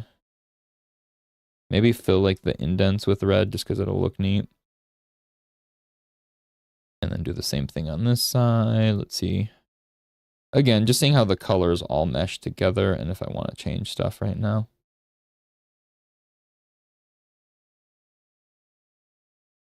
Okay, so that's telling me I need more red up top somehow. Like that's my initial hot take, right? There's a lot of red here and not much up top because I don't have the shoulder piece that she has.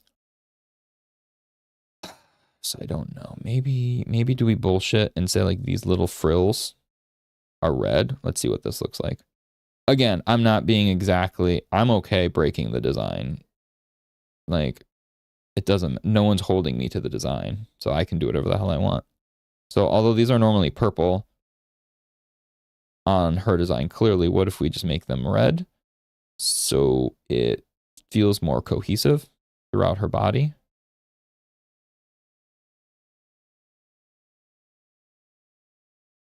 But yeah, man, my stomach has been, it's like, it is, I don't think I'm going to do this moving forward the way I ate the food. I'm not a fan of my crunchy belly feel right now. So let's hope there's red, because there's red up here in her ear too. So there's red inside of the sword, I'm guessing. So that'll be a saving grace too, because right now it's got a lot of, it's hard to tell just because nothing's colored in right now. So you can never gauge truly until you've got all the colors blocked in. So I'm not going to mess with the red more than the ears now. And then we'll go from there and see after we look up a picture of the sword so I can have an idea at least of the color scheme. Again, I'm perfectly fine saying no thank you and changing the colors, but I mean, if you have the actual design, you might as well work with what's there.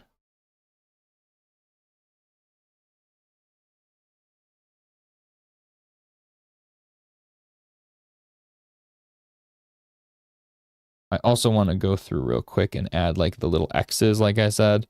So I'm going to do the line work adjustments in next before I look up the sword. Just because they're bugging me.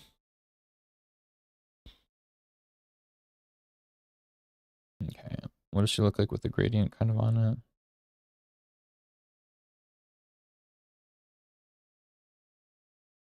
She's coming to life a little more now that there's color, right? Like the pants and stuff. It was feeling very drab previously, but I like the way it's looking now. I like it. But yeah, my stomach is weird. I'm going to grab water. It's right here. I'm going to swap my water with my coffee. One sec.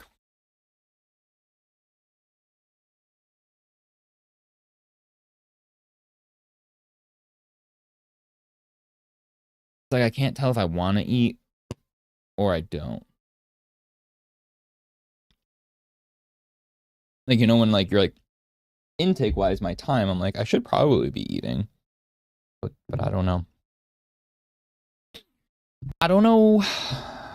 Okay.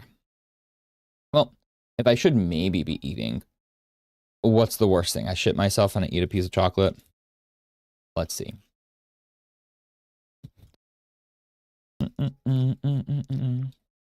So when I say the line work, all I'm talking about real quick is just, I'm going to switch back to my liner brush that I made. One, it's these X's, right? These X's don't exist on this leg.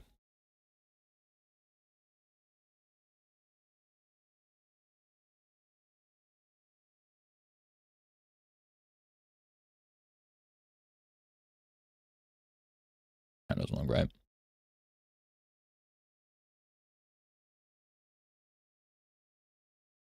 So how did I draw the... Okay. So it was funny when I joked just now and I said poop in my pants or whatever. My girlfriend had a real bad stomach ache the other day. Like, we don't know if it's something she ate or what, you know, like, doesn't matter. But I kept joking that she was going to poop her pants. And I said, I kind of hope she does. Just because that takes the pressure off of me, right? Like, you know, when we get old, one of us, you're going to poop your pants, right? It's going to happen. If you're going to get old, you're going to poop your pants. I just feel like that's a given. So I joked, I was like, well, why don't you just poop your pants? Like, it's okay. I was like egging her on, like being really weird about it. Because if she poops her pants first, it takes the pressure off of me as I get older. That if she already did, it's like, hey man, remember when in our 30s, when you already pooped your pants anyway? This is no big deal. It's really just, you know, helping your own mindset as you get older. It's not as embarrassing if it was something you did in your 30s, who cares? You're young at heart then. You're still doing the thing you did in your 30s, right? Poop in your pants. You ain't cool unless you pee in your pants.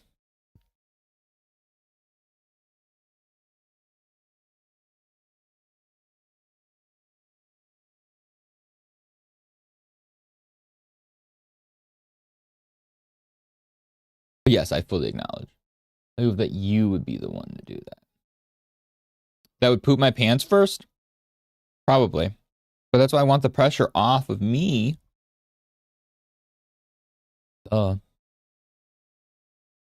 It's more likely.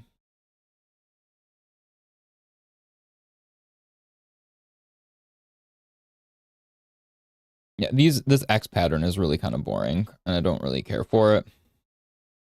But X gonna give it to you, you know what I mean?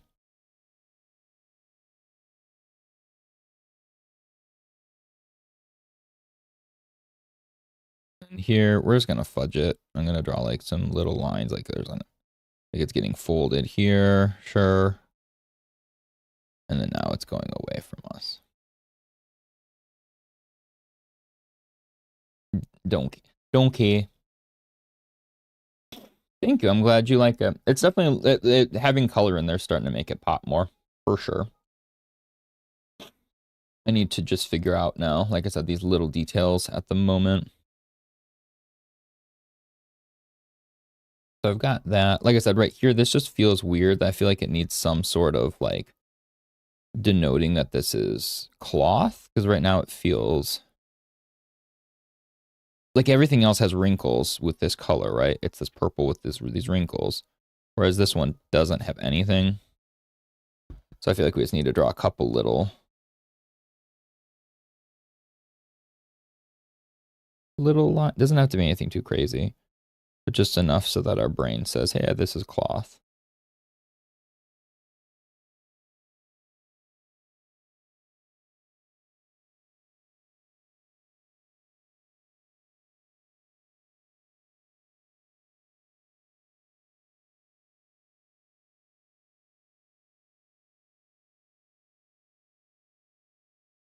And obviously, usually there's whenever with clothing, the whole thing with clothing is the most you see is when there's tension, right? So like right here is where there'd be the most tension, probably because it's two different pieces tied together, right? So that's where you'd see a lot of the tension. I don't know why that brush stroke looked like I was having like a seizure. Like real jagged.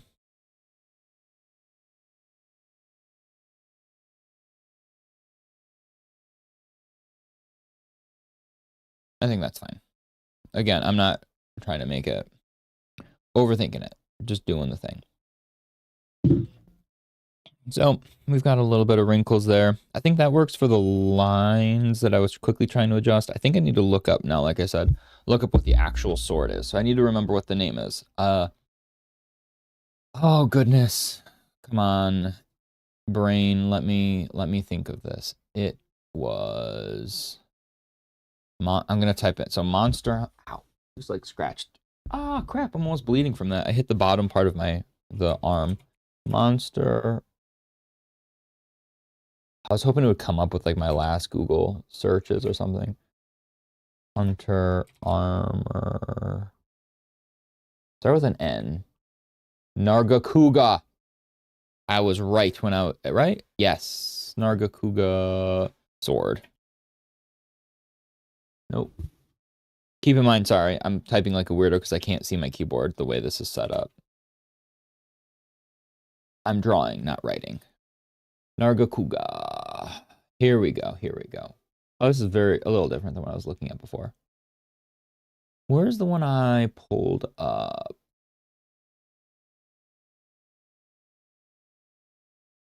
What do you suggest to someone who comes back to an unfinished piece or seems to be a disconnect or struggle? Do you have suggestions or tips? Yeah, it's weird when you go back to an old piece. Yeah, as I've noted multiple times as I've been struggling. It's one of those things where your brain, you take a moment to reassess where you were. And it's hard depending on how far it's been, right? So like sometimes you go back to a piece that's like months ago and like you may have progressed your style. You may render differently. You may do, you know what I mean? And it's hard because like for this instance, I was trying to do something different anyway, right? And so in terms of what to do for getting back into a piece, that's a tough one because you really don't, you kind of need to just like take a moment, right? And really assess what you did. And it's kind of the same way. So when we talk about how to study, right? We've talked about how to study other people's art before. And I think it's a weird way of like, you need to do a super quick study of your own, right? Like you have to study really quickly what you were already doing, right? Reacquaint yourself with the methodology you had already chosen to work with. And so like in this instance, I was like, okay, I clearly was still using thicker lines, but not overly thick inked lines, right? And then if I'm looking even closer, I'm like, okay, well then I have my hatching. It's not cross hatching. I don't have any instance of cross hatching. It's just normal hatching, right? So let me keep up that trend and stuff like that. So it's, you need to almost just do a quick study of your own work to reacquaint yourself with it. Obviously then you should, in theory, be able to come up with more quicker because you've already done it, right? So it should kind of like reawaken a little bit of like, oh, yeah, this makes sense then. So long as you kind of like break down the core elements of what you had worked with before, it can help. But also, you have to go into it. So you kind of, I feel like when you're working with, depending on how far back you go, right? You kind of have to assess in your mind, how much am I allowed to redo or just finish, right? Because if it's been a long time, you probably want to redo a whole lot, right? Like, I mean, if I just pop back in my gallery, right? And let's say I were to draw this Logan, right? I hate the way this looks. This looked dumb. I don't like this, right? By today's standards of how I draw. There are a lot of things I would render differently, but also then I'm like, well, the hair looks stupid, or the position of this arm doesn't make sense. I want to fix that, or fix the lat, right? How much do you want to fix versus how much do you just want to finish, right? And I think that's important going into it. Or like this one, goodness, like this, I would want to redo a whole lot of these things, right? This is super old. But like, that helps too, like going in with a game plan starting off. Like, do I want to redo or do I just want to finish? I'm trying to see. You get the idea though. Because then you can get lost in the weeds if you get too distracted with other pieces. Like if you didn't plan on redoing it completely, but then all of a sudden you find yourself redoing it completely. Do you know what I mean? Like you kind of have to set your own rules too when you're doing stuff like that. Because as we've seen me do time and time and time again, it is easy to distract yourself and all of a sudden be like, oh, let me change this. And all of a sudden you've redone the whole thing, which obviously has its merit. I'm not saying it's not a worthwhile endeavor to redo pieces entirely, but with anything, having a plan though helps. Like if that was part of the plan, cool. But if that wasn't part of the plan, don't do that. Like don't overdo it. So I'm having trouble. I'm curious what this, when I'm talking about reds, right? I'm curious. So there's no red in the sword, but I may introduce like a hint of red. But I wonder if these little guys, like these like top strap pieces that I've made up, would look better red, because then it'll help it like break that constant texture of that armor. But then again, I feel like I need to introduce red into the sword somehow. Though how, I don't know. I mean, I can do like little things, like I can make the butt of the handle red, right? Like something simple like that. But I feel like that doesn't do enough. It's almost like I want to like, you can't, this is so weird because I don't understand Monster Hunter. This looks like a feather to me. Like it looks like it's made of feathers, but it's a sword. So I'm assuming it's not, right? Can you paint on it? Because I was like, what if you paint on the sword this same kind of like motif of just like little bit of spikes coming out like that, right? Again, if you're a Monster Hunter diehard, you'd be like, that's not at all how that looks. And I'd say, I don't care. I am drawing a picture. I'm not drawing exactly the same thing, right? I'm drawing what looks good. And in this context, I feel like it needs a little bit of red.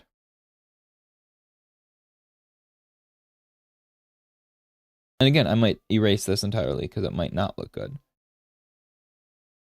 Because you could put it on the bone section, I guess, in the center. But I also don't like that. Again, doesn't hurt to see what it looks like. Worst case scenario is you erase it.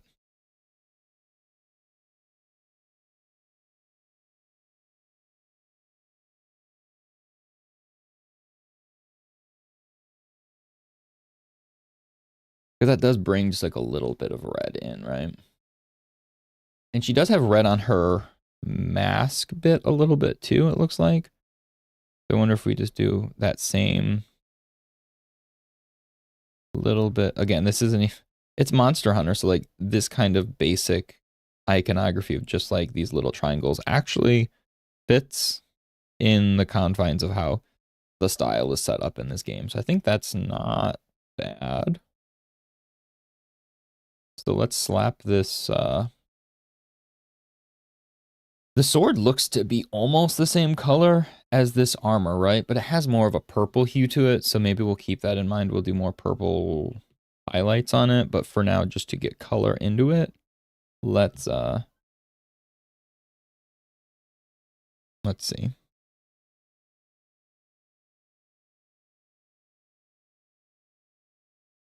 I'm worried because the hair or part of the helmet, whatever. Again, I don't know what I'm looking at when I look at these designs. Sometimes it gets a bit ambiguous. I don't know because I'm worried it's going to get all lost in the sauce, you know? Like it's going to be all the same color.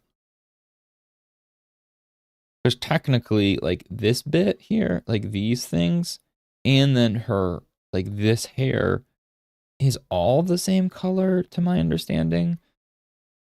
So let me look back at the armor. Yeah, it's all this like same energy of this like bluish color. But I don't know where, like, this person has hair under. But like we didn't draw any hair under. And this looks like, I don't know what. Because I'm worried it's just going to be all very samey. So let me just show you what I mean. Let me just block this all in and see how.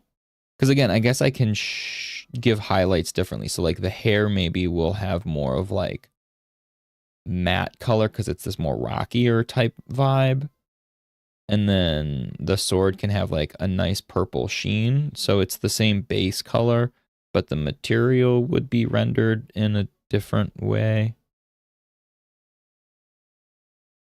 It's all weird.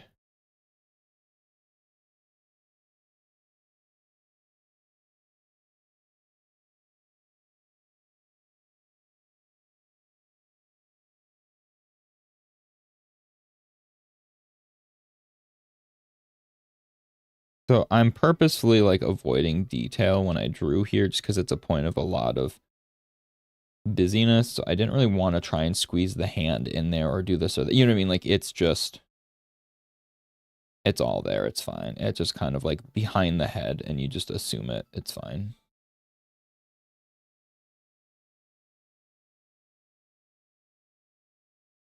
Yeah, I worry that gets a little too busy or like lost, but again, maybe when we add highlights and stuff, it'll read fine. And this looks funny now. That's just a red butt to the sword. I don't know how much I like that. I mean, I can color it red. I mean, color it blue behind it and then see if I erase it, how much I like it. Don't want the red there. That looked weird. Okay. So her colors are at least in there now. And I feel like that all reads okay. Enough. Again, we added more red in spots that we didn't need to, but I think it was for the best.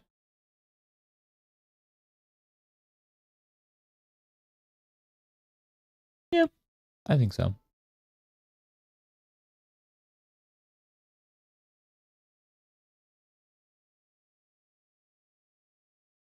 Yeah, I kind of do. I like this red little bit on the sword. I know it doesn't exist there, but, you know, executive decision I think works okay. Okay, so now that I have all the colors in, I see a couple more instances where I could use some more black, like crossage, or just hatching, I mean, like, cause like, oh fudge. Cause like there's spots along here where there will be shadow, but we don't denote that with much. So just doing some general hatching here just to fit the energy again. Like we talked about where you said, like, how do you go back to an old piece? Just kind of free ball it at points too. Don't overthink it. Like if it looked like you did something cool before, try and just like run with that. Like I said, like having like a line here along the crosshatch. I kind of like that. I did that once or twice before, it looked like, so let me do more of it.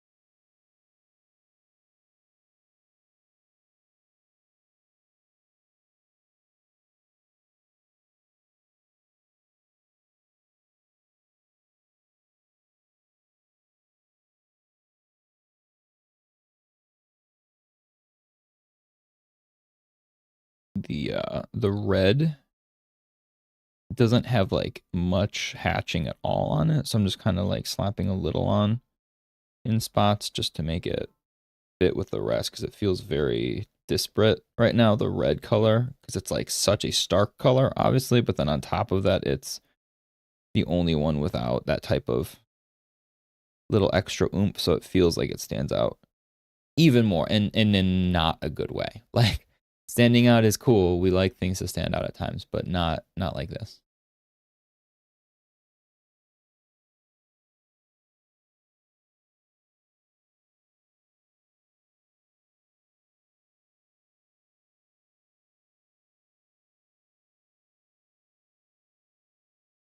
Okay. What time is it? Gotta be a little more cognizant since I can't go overtime today. Okay.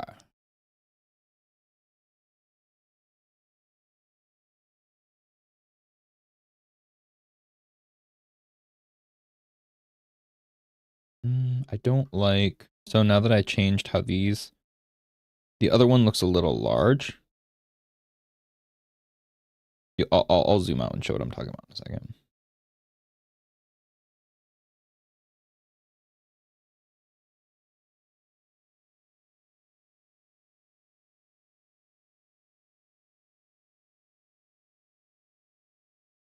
So just literally this little bit here. So because the way I made up this now, then the red overlaps the red, right? Where this one, it felt like they were two separate pieces, like the strap versus the kneecap. So I just wanted to go in and change that a little bit just to raise it up a smidge so it looks better. Small things, but sometimes that helps go a long way, like little things like that. Because obviously this is way smaller, but it's supposed to be that different angle.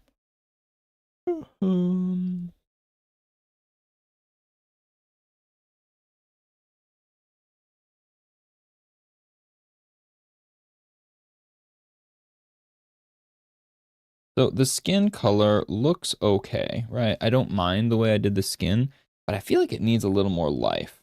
I don't know. Because I added this little bit of red, but I wonder, can we like, what happens if I just duplicate this? Oh wait, no, duplicate's over here.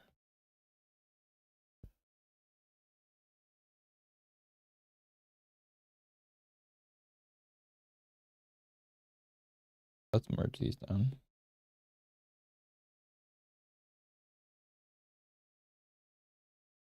So that red, again, since I was working really messy, it's hard to see, but that red actually extends in the front in general, right? It's like a warm light then.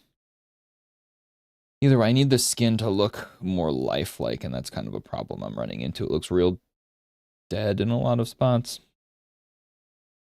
So like I said, this is an interesting spot because I need to figure out what I did, right? What did previous Britton do? And this is another one we trying to figure out how we change things. So this looks like it's basic highlights I did, right? So let's look at the skin, look at these highlights then, highlight regions.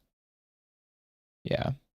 And let's kind of do that on the leg. Does anywhere else need it really? I already did it on the leg, it looks like. A very faint amount, but I don't like it. So can we just do some... Done. Okay.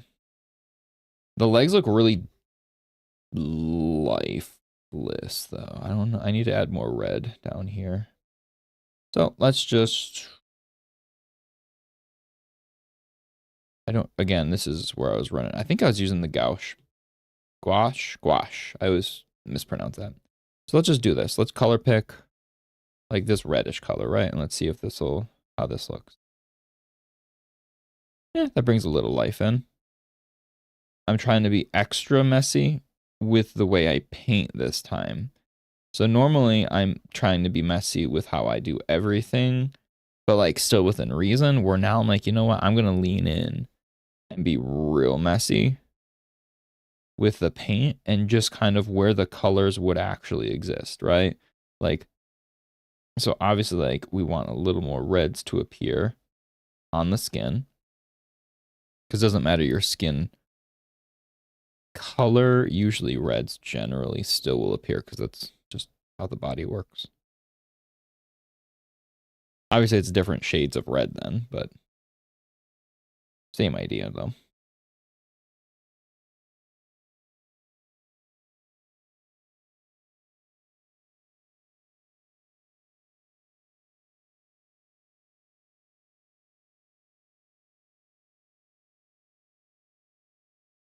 Like right here, this is immediately bringing the leg into the world of the living, because before the leg looked unbelievably dead.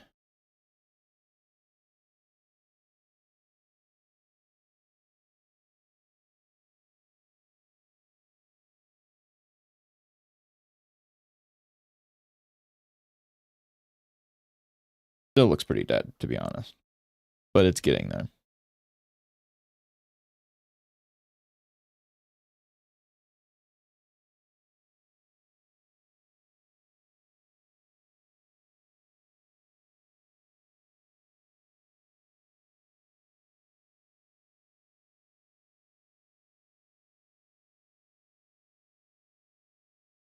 So with this brush, it's got like bristles to it. So I'm trying to like move around the shape so that it balances the movement, right? So like if you see I'm curving these strokes along the actual curvature of the leg so that it feels like it's moving and it's like selling the round shape rather than just, you know, like up here how the shoulder, right? That those strokes kind of balance out the way the shoulder exists.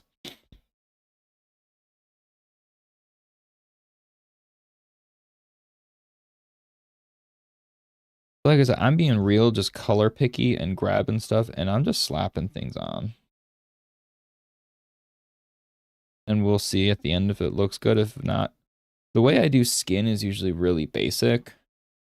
And so that is one thing I remember I wanted to explore with this was like how to make the skin feel like there's more going on, right? And more painterly, something I don't normally approach as often. But again, now is the time to practice things to you're not going to get better if you're not doing it, right? So why not? So right here, I feel like maybe this would be a good inclusion of more of like the blues for the shadows too. It's still very dark. So once we introduce like some of these colors, maybe it'll help. If we just do the rake.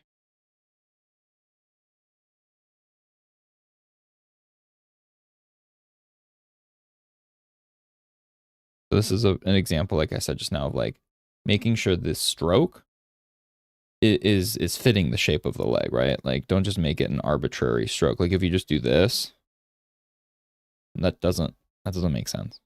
But if you contour the shape of the leg and the movement the way the light would be wrapping around it, it'll usually help sell it.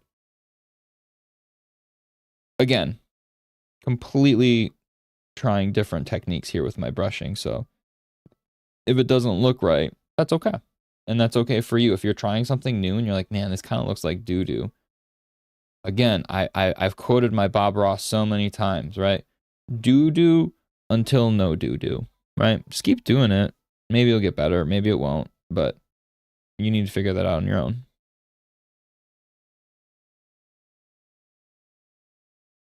Right here, this is a little too heavy-handed, I feel like, of the light color. So I'm kind of just like, gonna blend it out a little bit.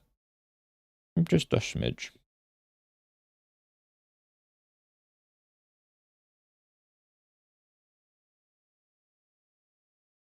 I may end up putting the lace back on, honestly, because I think that would look better with the leg to have the lace now that I'm looking at it.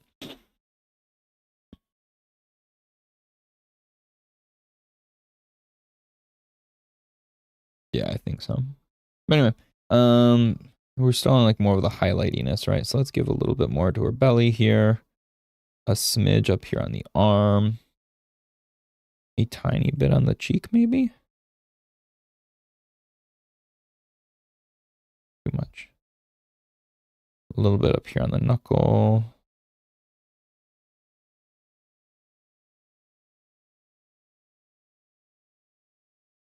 The breast would be like sticking out still compared with how big it is, right? So give a little bit of attention on that.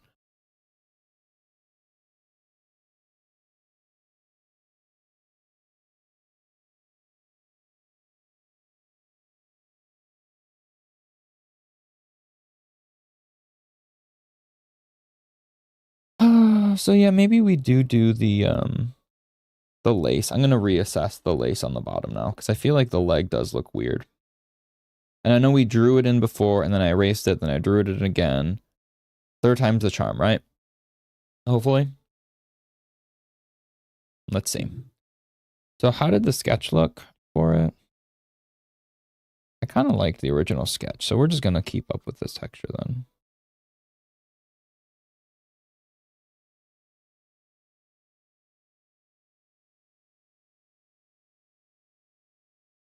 So obviously it gets tighter the closer you get to the body because it's more conformed, right? The perspective, but I think that, yeah. Yeah, I guess the lace is needed.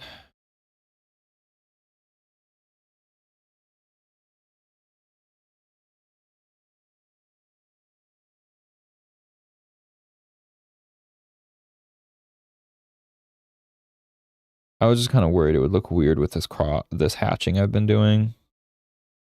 But I don't hate it. Don't love it, but also don't hate it. And that's fine.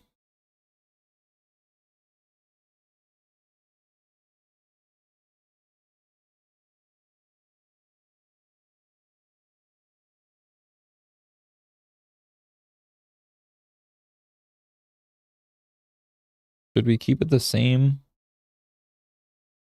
Or should we lighten it? Or do we change the color? Maybe that's what we do. Instead of being a black, we make it like a really dark brown. Oh my gosh. Stop. Real rich brown. Let's try this. I don't know if you'll even notice much of a difference with that then, but because it'll help lighten it without lightening it. Do you know what I mean? Like without having to actually make it less. Yeah, that doesn't look bad. Without lowering the opacity is what I was getting at. I don't have to lower the opacity to keep it looking the way I want. Because sometimes when you lower opacity, it just doesn't look right. Because it feels awkward compared to the rest. But since these are now no longer black, I need to make sure I erase the little bits that are on the black of the outline because that looks kind of strange. Again, I'm going for messy, so it's not the end of the world, but you know, I gotta fix a little bit. I'm not crazy. So now that we have the color of that, let's use that same now and just kind of do her torso.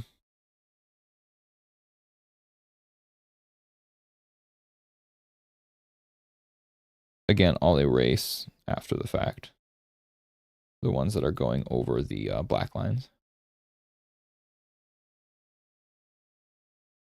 Again, not that I have to now that I think of it, but I'm going to.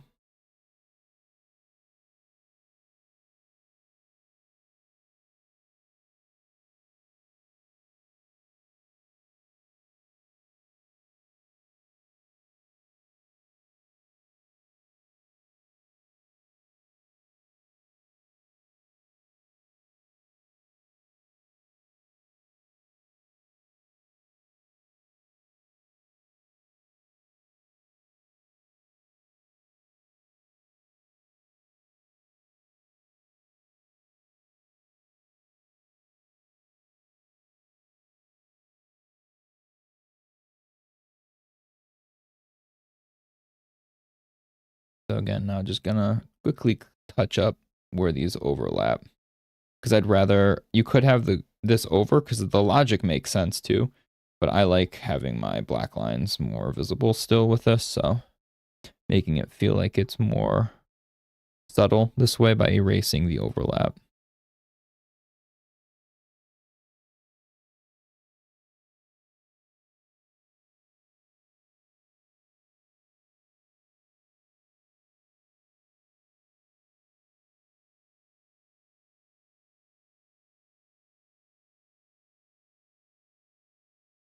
Okay, now the sketch looks real busy underneath here.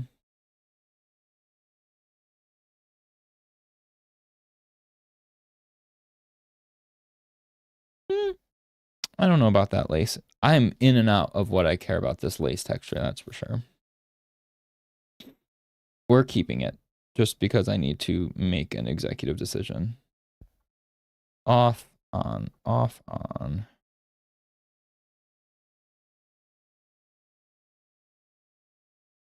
I kind of like it on multiply because that's a little darker. I made it too light.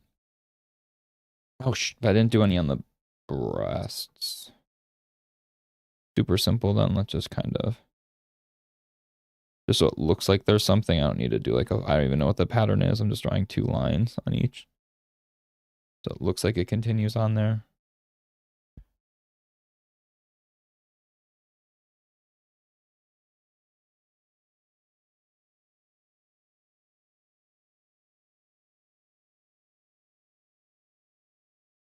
Cool.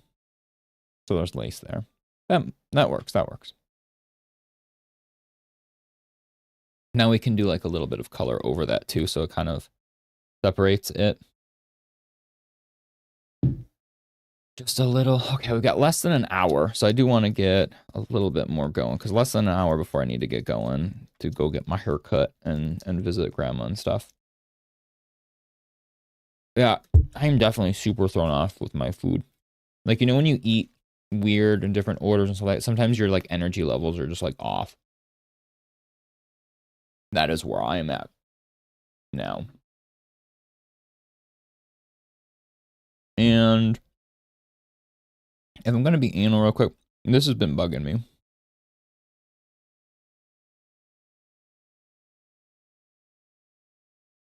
This guy. It's so thick compared to the other one. I mean, the other one thicker to account for this one. It's still too, this one's still too big. So I'm just going to cut it there. It's too much red now.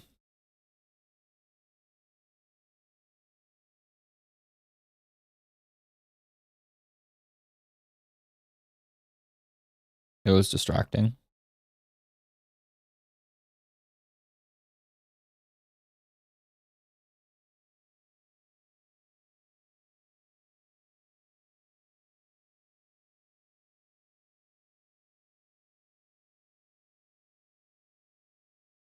Okay.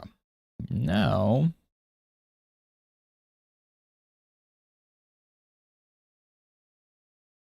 erase the red. Hopefully hopefully I painted the blue under. I probably didn't. Oh, I did, remember? Because then I said I was just going to paint the red on top. So look how easy that is now. Now we just erase the red. Blue's already there. Yeah, still looks kind of weird, but it was getting way too thick. The size, honestly, between these two things are very wrong. Now that I'm looking at it. Anyway, don't matter. Let's go back to the colors. Since we have the lace over it, let's take like a layer. How many layers do I have to work with though? Because I feel like a lot of my canvases, okay,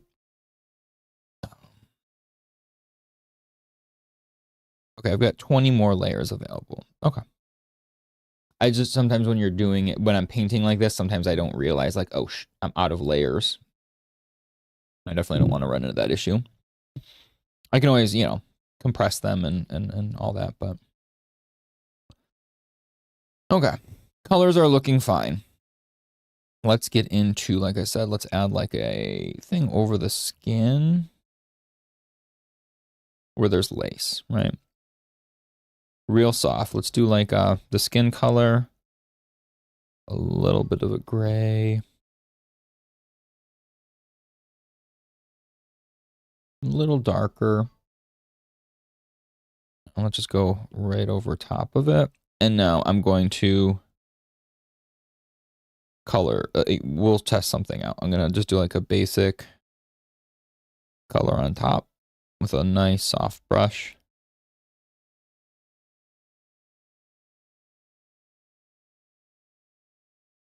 So it feels like it's different, right? But I don't want it too different. I just want it like just a taste. So I don't know if we lower the opacity to make it feel like that, or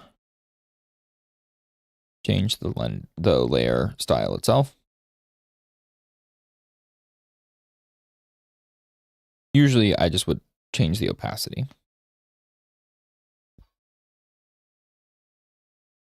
Oops.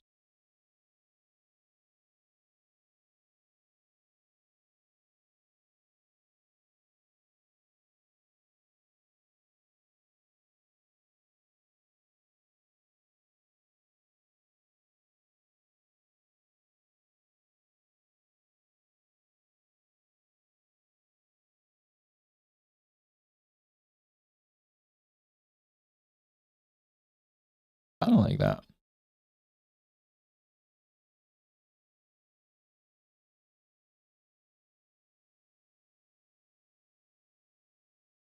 That feels very like a cooler lace on top. Yeah.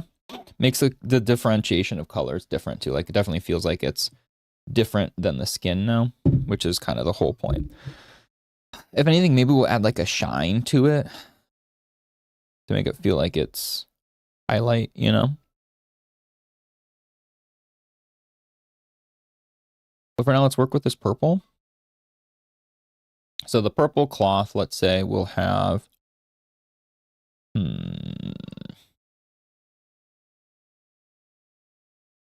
know what? Let's go for it.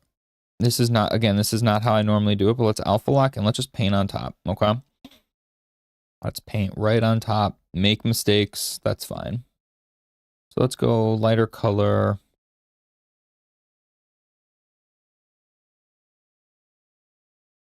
Little bristles. So the lighter color would be around here, right?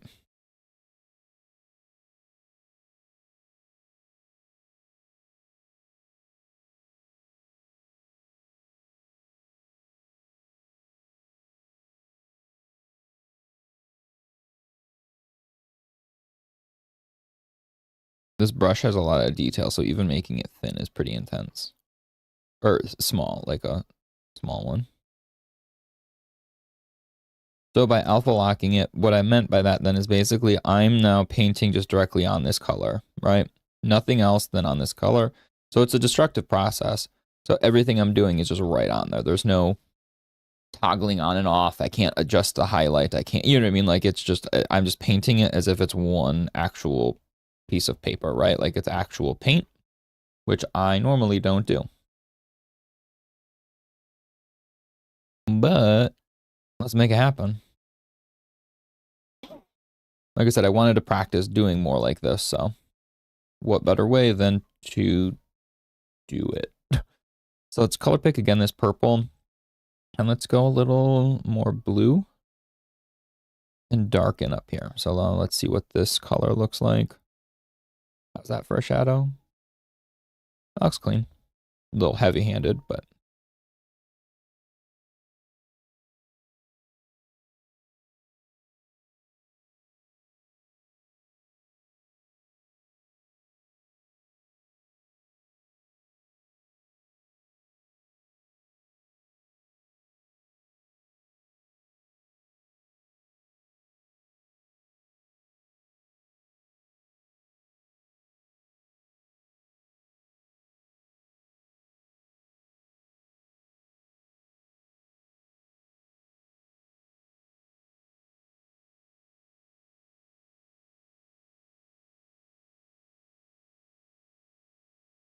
so that toothy brush is really textured and big, so I kind of want to go in with a smaller gouache brush that has more of like this detail. So I can still get like a little bit of texture, right?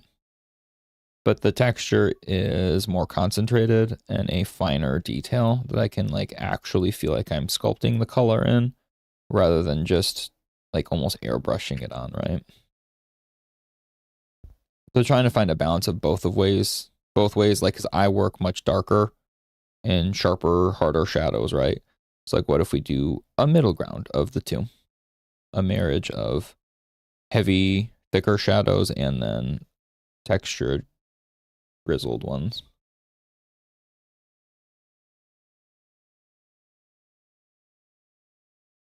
Yeah, that looks fine. Again, very different than how I'm used to doing it, but don't hate it.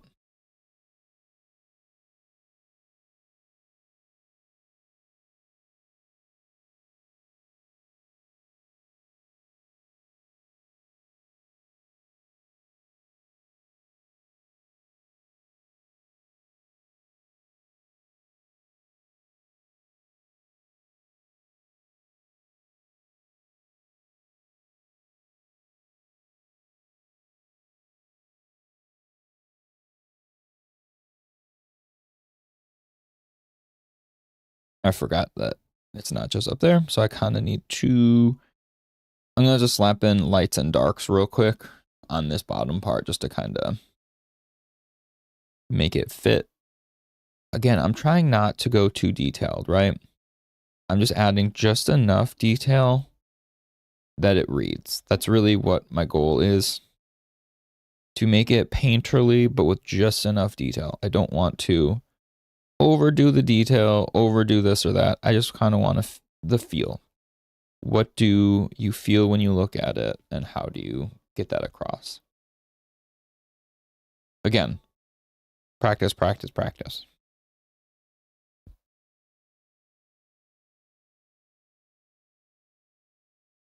Oops.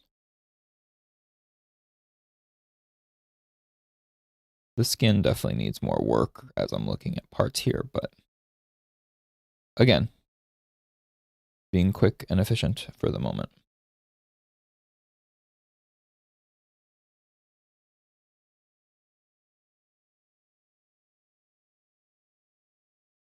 The other day, I told you it was nice and it was warmer yesterday. It's even warmer today, but it was funny. Like, it definitely wasn't necessarily warm enough to warrant wearing like just thin pants and a hoodie. But like, you know, when you're like, I want to though, because it's the energy I want to feel right now. And so even though it didn't even, I was a little cold. I was pretty chilly wearing that outfit. But I hard committed because I just wanted to be sure I could, right? Like after so much snow on the ground, after all this nonsense, I just wanted, gotta feel alive. But like, you know, you're just like, I'm wearing this. And if I'm cold, I'm cold. It still will feel better because it's not bundled up with like 3 layers and my long jacket, which I love my long jacket, but you don't want to always have to wear it. I'm ready for, not even ready for spring or summer. I mean, I'm just ready for warmer.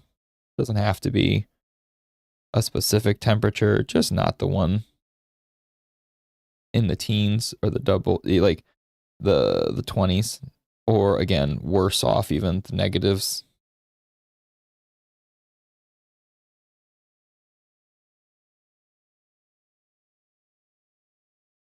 Ooh. I'm just putting in a couple like little lines of this other color, just adding color variety into it to make it feel more organic. Just hints of color. Again, like I said, I'm trying to be really messy with this just so it feels like much more organic. That said, obviously the line work is weird and dark and all my nonsense that I do, but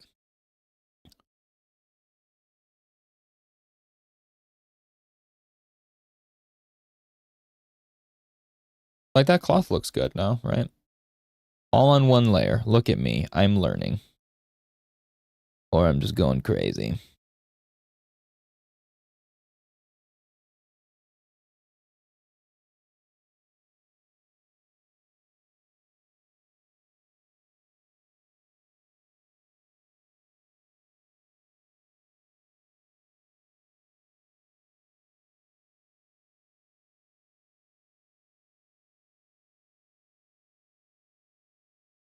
Cool. Cloth is done enough for now. We can reassess it if we want. And look at that. It was all one layer. Now, to do more of this armor color again, the silver color that we already did, right? So let's see how I did this before. It looks like, knowing what I did, I feel like I probably put in like a hard highlight first. just to establish like groundwork. And then I go from there. I'll have to go back in after now, since the red is on top of all of this. I'm going to have to go in with the red and simulate what I think would look right. Also, I forgot to alpha lock this. So again, we're just committing all on one layer. Not going to try and overthink it. Really make this feel shiny though, because this is the material that I want to be the most reflective on the piece.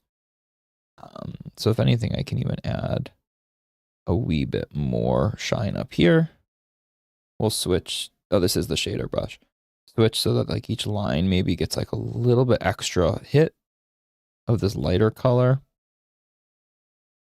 to really make it feel like it's a different material. When you're drawing, you can only draw material different so much, but you can paint it for sure to feel different. It's the same way as with 3D. 3D work, you literally just add specular or, you know, like different like bits of glossiness and things like that. Like you can change what the material is just by how it refracts and reflects light. Again, easier said than done at times, but something to keep in mind.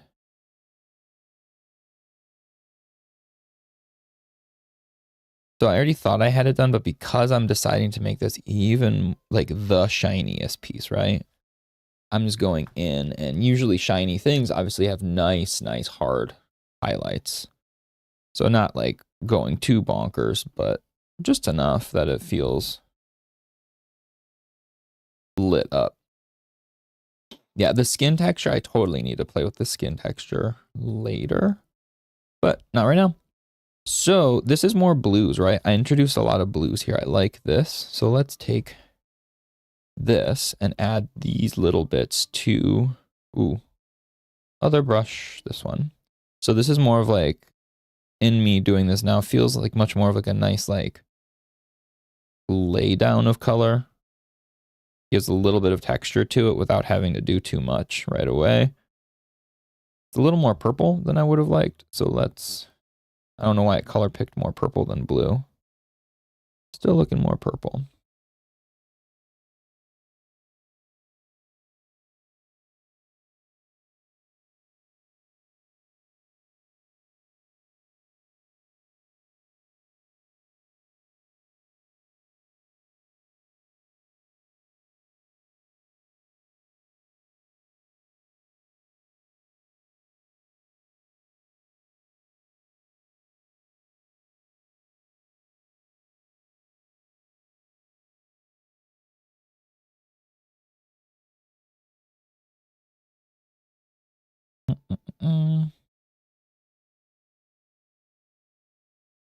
But yeah, what I mentioned though, I got distracted with all the metals here. With my walk thing, I was saying, like, it's funny because now it's even warmer than yesterday. But it sucks because now I'm gonna have to be, I'm doing other crap. So I don't know when I'll be home to go for my walk. But I really hope the sun is still out because it said 50 degrees today, which again, 50 to someone who isn't in the Midwest at this time of year is probably like, yeah, cool, that's normal. 50 is huge, man. 50 is so friggin' warm, I don't even know what to do with myself kind of thing.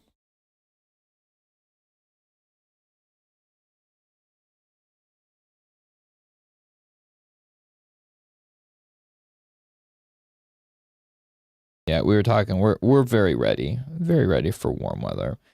We're people who love to go on hikes, go for nice walks, just be outside as much as we can. And when you have to bundle up to do that, and it feels more like a chore, when something you love suddenly feels like a chore, it sucks. Like in any capacity, whether, you know, doesn't any facet of life, that is a shitty feeling, and it sucks when that happens.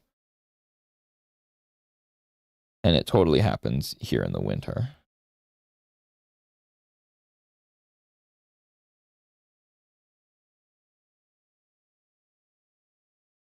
So this does look kind of funny since the purple, I'm sorry, since the red has no like color variation to it right now, but that's fine.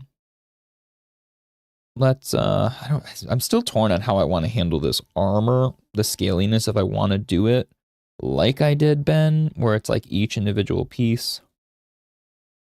That's a lot of individual pieces, though, I tell you what. What we got? Yeah, that's a lot of variation I need to do.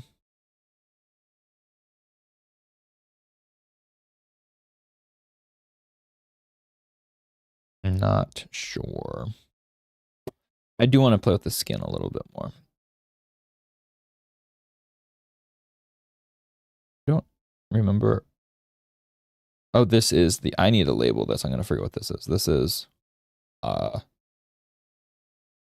lace. Like this is, I keep forgetting what this is. It's just that slight little bit of color for the lace. Let's add, I feel like you need a little darker stuff in the skin up here. So I'm going to take,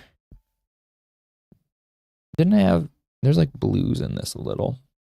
Let's add a little bit more blue to it and see if this helps.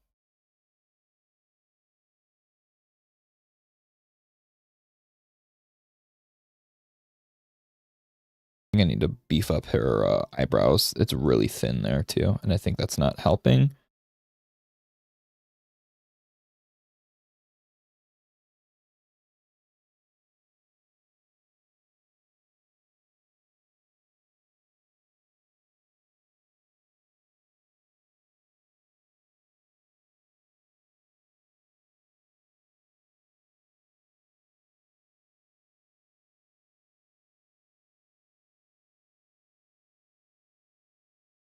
I'm gonna beef up that eyebrow. I don't know why it's so thin. I don't mind a thin eyebrow, but in the context of this where there's so much stuff, like I feel like it needs to have a little bit more oomph to stand out. It's getting lost. So we're adding this blue in, because again, in skin, in most shadow, you'll see a little bit of blue pigmentation. I'm overdoing it right now. You know what I would say, overtune it and then you pull it back. So what I'm going to do is I'm going to overtune here with this blue, right? And this nice blue shadow. And I'm going to add it in a couple spots now, not just here. I'm going to go through the rest of the skin and see how much we can really push this blue, and then we'll pull it back, okay? So like right here, obviously the ambient occlusion here that exists within the cloth and material, I kind of want to accentuate that to help let those pieces stand out from one another. A little bit more, again, like I said, a little ambient occlusion where it's like touching another object that there's base shadow that exists within. Definitely here at the connection of the cloth here on her chest and rib area. Just so slightly, right? Let's, because blue can make it look dead. I don't want to make it look like there's not life and stuff in the chest here, but it is an area of a lot of shadow. So I do want to make sure that's represented. And then what I can do is I'm going to smudge it away a little bit. So it's not quite as strong as the other ones. Even once we start correcting it later, it's just still a little there though, right? Same with the shoulder. The shoulder's got a stark difference of color then in the shading. So if you think of a really strong shoulder, that's going to be a big plane shift, right? So just adding this little hint of blue into these shadows. Just a smidge. Like I said, the shoulder and stuff, like I don't want a lot. I just want like the tiniest hint of it. And again, just smudging away a little bit more. With the smudge, I'm using all the gouache brushes. It's Max's pack with this still. And so like, it's all, like this is a toothy smudge. I've got a thicker shader one. And then I have my like gritty overall texture one that I like to keep using. So that's the logic behind what I'm doing. Oh crap, with this. But again, like I said, a lot of this is me just kind of making it up as I go right now, because I'm trying different techniques, right? Like obviously this is founded on old traditional education that I have on art and painting and form. Like, this isn't like out of my butt, but it's also not in my direct wheelhouse of comfort. So just seeing, trying to add more like painterly effect to my work to give more life to it. More energy, you know? Like, I feel like a lot of my stuff has been feeling very, very flat. And I would like to find a middle ground of both of those things. Much easier said than done, of course.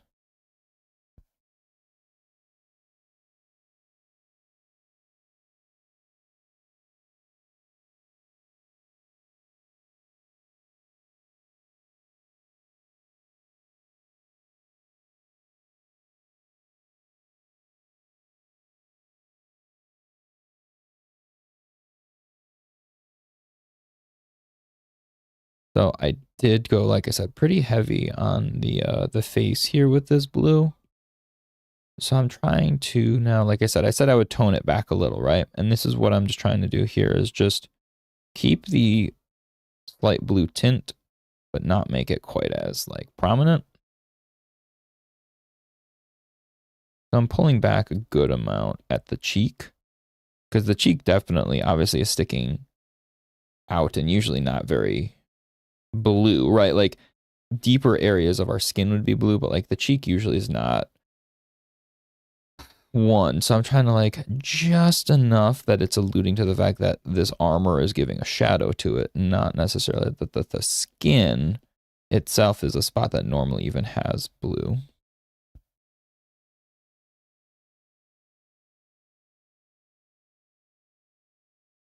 She exists now in space a lot better.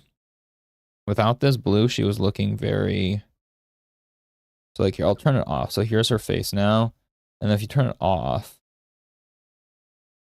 right? Your brain says it's blue, but like it makes sense. Like it works, right? Blue is the color for this. But it definitely makes her face feel like it's in this armor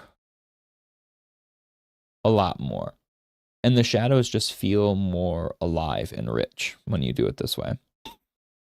So I'm going to add just a little bit more while we're talking about it here on the skin. And then it's getting late. I'm losing track of time. It is 1:40. So I got like 20-ish minutes before I wrap up. I've had to go to the bathroom for the past like half hour. But I was like, I'm getting off a little early. I need to hold it. I'm regretting it though. Let me tell you. Whew.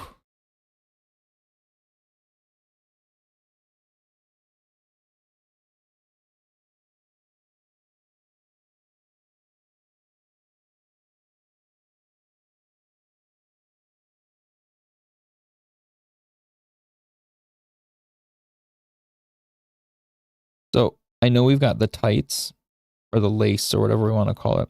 But I feel like since these are all in shadow, I do want to still include this blue here too. Because we still see the color of the bot. You know, it's not like just because the lace is there, we don't see this. So I'm going to just give a couple punches of blue in the deeper shadows here.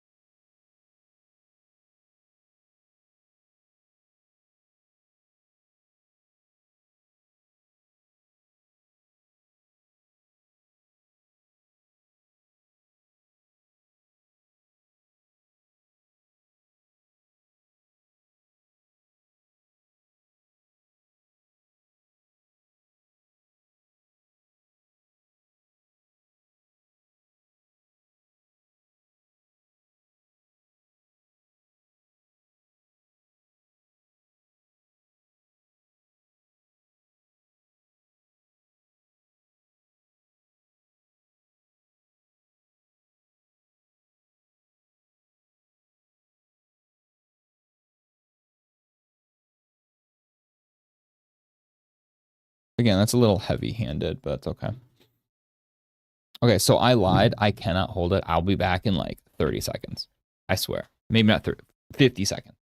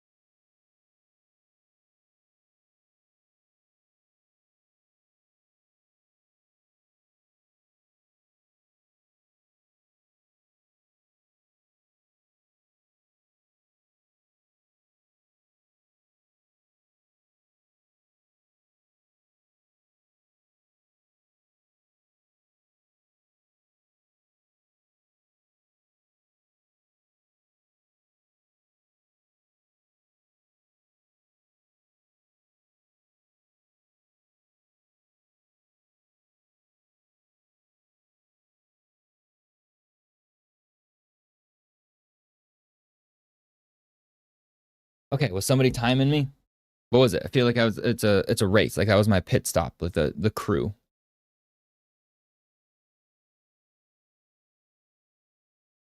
$145. Okay. So yeah, my stomach's all twisty turvy. But let's crack open my protein.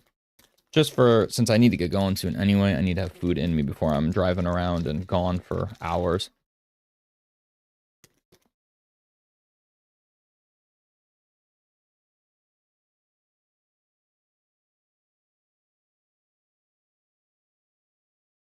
So that blue that we just threw on, very, very heavy. So again, now let's pull it back.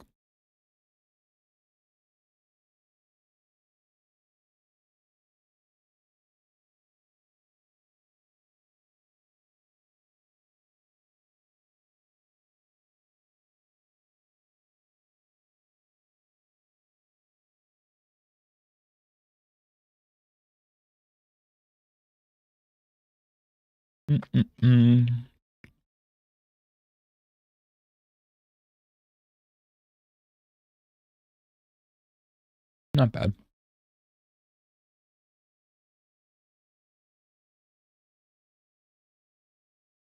Still a little heavy here. And so what I like to do sometimes when things are like a little more than what I like, which actually the more I just did that, it's fine. But what I'll do sometimes is I'll do like an eraser at like a soft brush eraser at like 10% opacity, right? Just a little. You just need something to kind of like clear up those edges, those extra little bit of color, right? That's too much.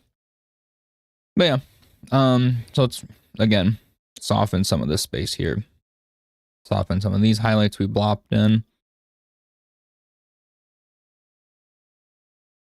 And to counter this, I kind of want to add, so there's blue, right? Blue exists in the shadows of the face usually. And in other parts, not just shadows. But I feel like I want to highlight a little bit more of the the shoulder now with some nice warms, right? So there's so many cools here. You kind of have to balance now with warms. You can't just do one, right? Because then it starts looking too gross. Cool shadows imply dead. Cool shadows are balanced with warmer highlights generally, right? I totally forgot that this arm even existed. This would be largely in shadow, right? So I'm just gonna smudge some of this bluish color all over here just so it has a little bit. I'm not doing much detail on this, right? We're just throwing it on just so it has a little bit of shadow to it. Again, on, off. We're not doing massive leaps with everything, right? We're just doing small little shadows, small little highlights right now that help sell that it's skin.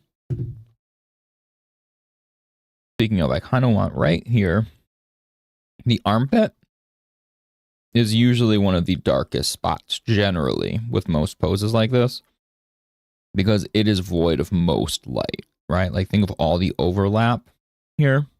There's a lot.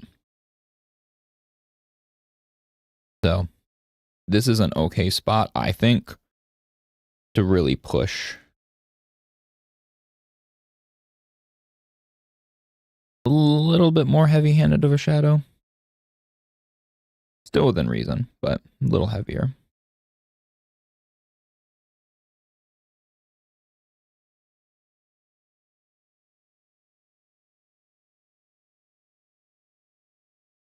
Oh, this is a smudge. I'm like, why the hell is this not looking?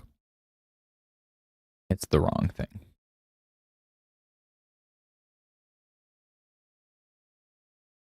Man, I'm not gonna lie. It's been a decent stream, right? Been enjoying the stream. Got a lot done. I'm still salty about that very first thing this morning with my damn Marvel Rivals. I look forward to hopefully tonight at like midnight redeeming myself and finally getting something. That was rough. Real rough.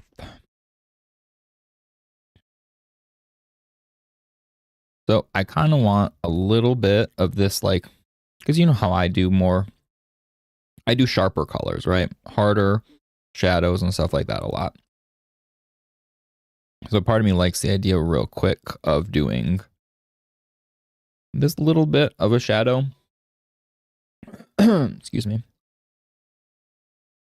Along the rim here of her outfit.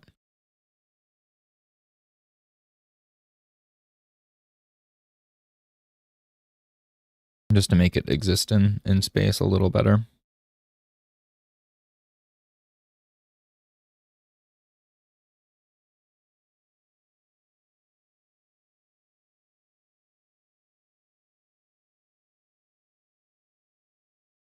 And now, excuse me, like I said, we need to look at this with a warmer color now, because everything's gotten pretty cool.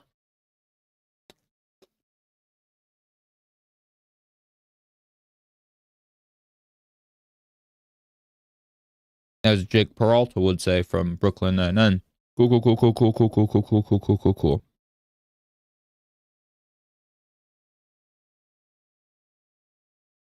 Okay, so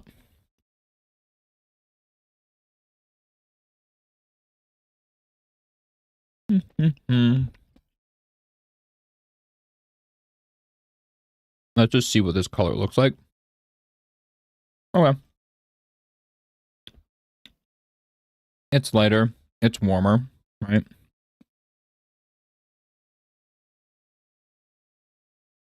That's good. Is this a new layer? This is. So I'm just going to go in and add a little bit of highlights with this nice lighter color with a little bit of warmth to it, right? It's got a little bit of red, right? A little red. Let's saturate it a little more then maybe. Oh yeah, there we go. A little bit of red to it.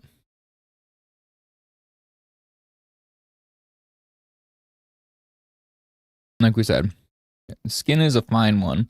And this is me practicing skin live with you guys, right? So I haven't had to like render skin like this in forever or much at all, frankly. So this is like a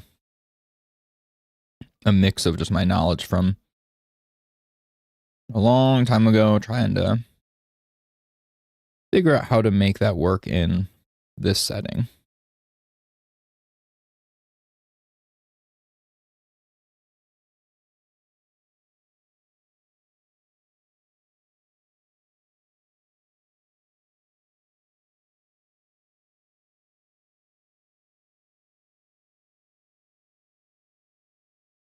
So there's a good amount. Here we go. Okay. So I felt like it was overshadowed right here, the blue. So I actually have this layer is on top. Excuse me. This is on top of the blue layer purposefully because I want to catch areas that I feel like I did a little too much and course correct with a little bit of highlight, right? So that's what I'm doing here. Accentuating a little bit more of the highlight. Her boobs are huge, right? We drew these massive, what were I forgot the weird word somebody gave them before. I don't know. They're big. So you gotta make sure the highlight's catching it, right?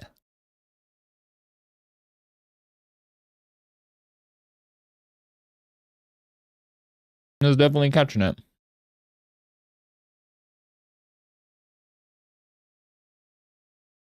So even though the lace is kind of like desaturating down here, still need a little bit to show.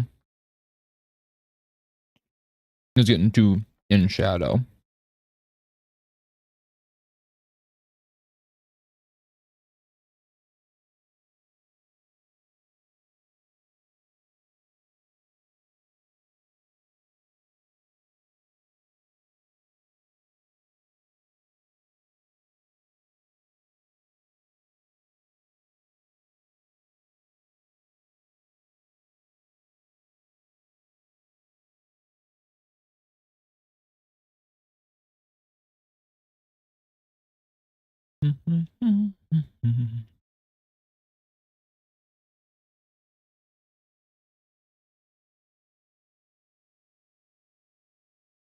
It's hard because I want to add more to her face too, right? But there's not much room. Like, there's not that much real estate on her face that isn't already kind of accounted for, you know? So normally the cheek right here, that part, like literally even just looking here, this is more in shadow, but this part on my face is still lit, right? It's a pretty common way to accentuate some of the lighting. It's funny, I mentioned free real estate. So at my one of the old studios, we had a lead. Bless her heart. She was very sweet. I'm not discrediting how sweet this girl was, but in the world, there are people who are not meant to be in certain roles, and that is okay, right?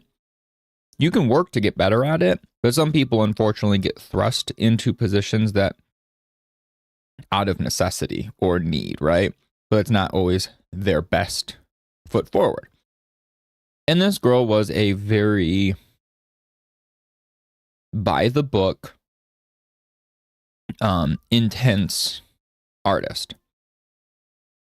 And she was the kind of kid who would she would kill herself over getting the stuff done, right? And it's like, girl, you need to balance that life out. You know, she slept at the studio at one point. It was like, did you go home? It was rough. And she was like proud of that. Like, our games were not that great. You did not need to do that, honey. Like, no.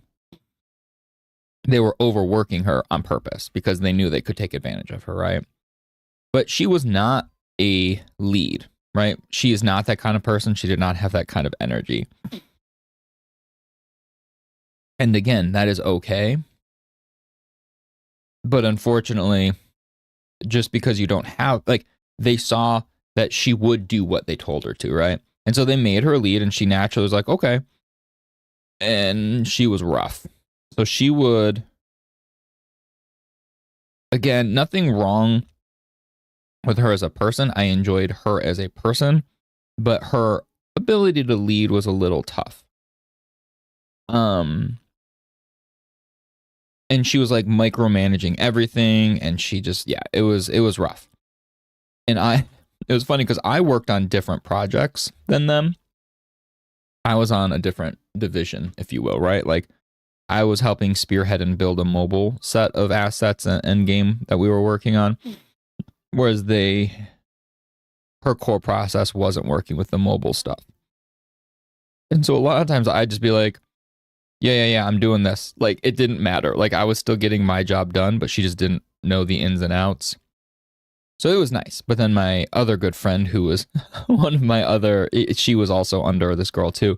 She's like, I hate that you have an excuse and you can, get around it. She'd read my emails, do everything, like super micromanaging.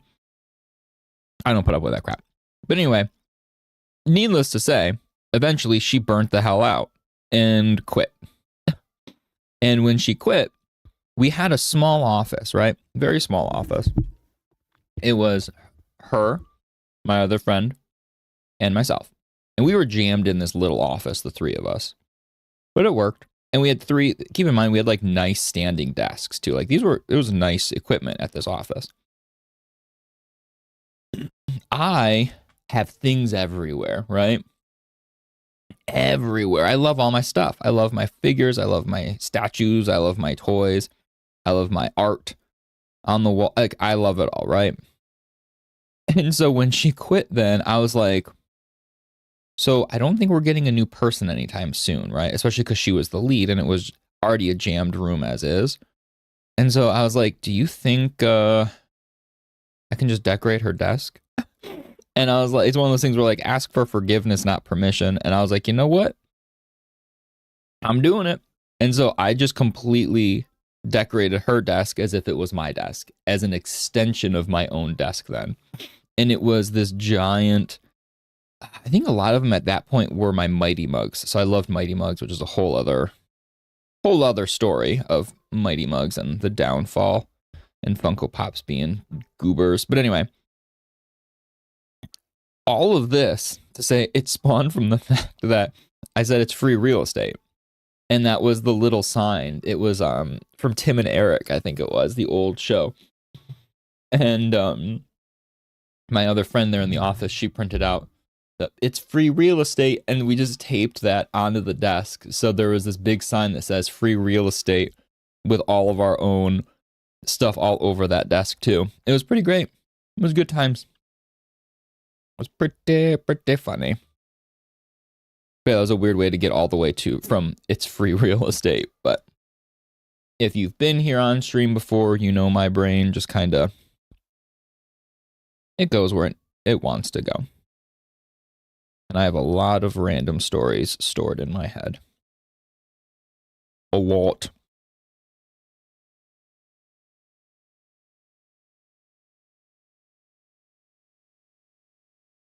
Okay. So I feel like her body, her skin is actually looking pretty good now.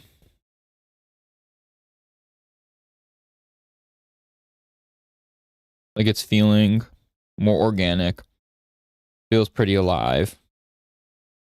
The lacy texture is kind of working. Right? Like I kind of like that different color to the lace then. Yeah. I think we've done good, stream. We've done good. Yeah, I'm going to say her skin is done for now. We'll reassess if we want later. But just to show kind of what we did, right? This was the skin that I addressed and said was pretty flat feeling, right? And by going in and taking nice... So what I'll do is I'll take the same, like, when I color pick, you just kind of stay in the same range, and then I just change the value, right? So I'm changing it to more of a blue, right? Same kind of saturation, same all that. Making it more of a blue. And then same thing with the highlights, right? And just really building up and curving around those shapes so that we go from this, whoopsies, to this. Which, again, both look okay. But it really sells the skin being more alive, right? This feels relatively dead and flat. Adding this little bit of shadow for sure helps. Giving it more life a bit, but the color then there, boop, really helps sell. Not only the form, but also the fact that it's alive. It's alive. What are we looking at? It is 2:02. So I was gonna, was it 2:45? Okay, so normally we would stream longer, and at this point there's things I was about to change and start working on, but because we finished the skin, and I think that's like a good, like without trying to go reinvent the wheel now and do other stuff, because we finished the skin, I think we can end there and just call it for today, because I don't want to start something else, then I'm going to get distracted, I'm going to do my thing, and it gets, we all know it's the same song and dance I do. I'm not going to play that game. So I'm done for today. Thank you guys for tuning in, for hanging out with me. I appreciate it. Hope you guys had a good Tuesday so far. Continues on to be a good day. But again, moving forward, it'll be Tuesdays and Thursdays, at least for the moment until addressed otherwise. Tuesdays, Thursdays, and we are going to stick to a longer schedule. I'll figure out my food. You know, who cares? I'll figure that out as I go along. But again, normally it'll be till 2:30, if not longer. Today is an anomaly since I have to go, but normally that'll be the case. So as per our usual, we've got oh here, what about for the thumbnail? I hold up like the book or something different, right? Let's do that. Let's do, can you see the book? Monster, can we just, oh man, it's so shiny. It's such a big book too. No, that looks weird. Whatever, I'm gonna hold a book and you're gonna see this in the thumbnail. Man, this angle, come on, light. So shiny. Give a thumbs up below or thumbs up ahead. Ooh, that looks weird. Okay, anyway. That'll be the thumbnail, I guess. Real dumb. But cool. Thanks for hanging out. Hope you guys have a good rest of your day. Until Thursday, continue to be kind and kick butt.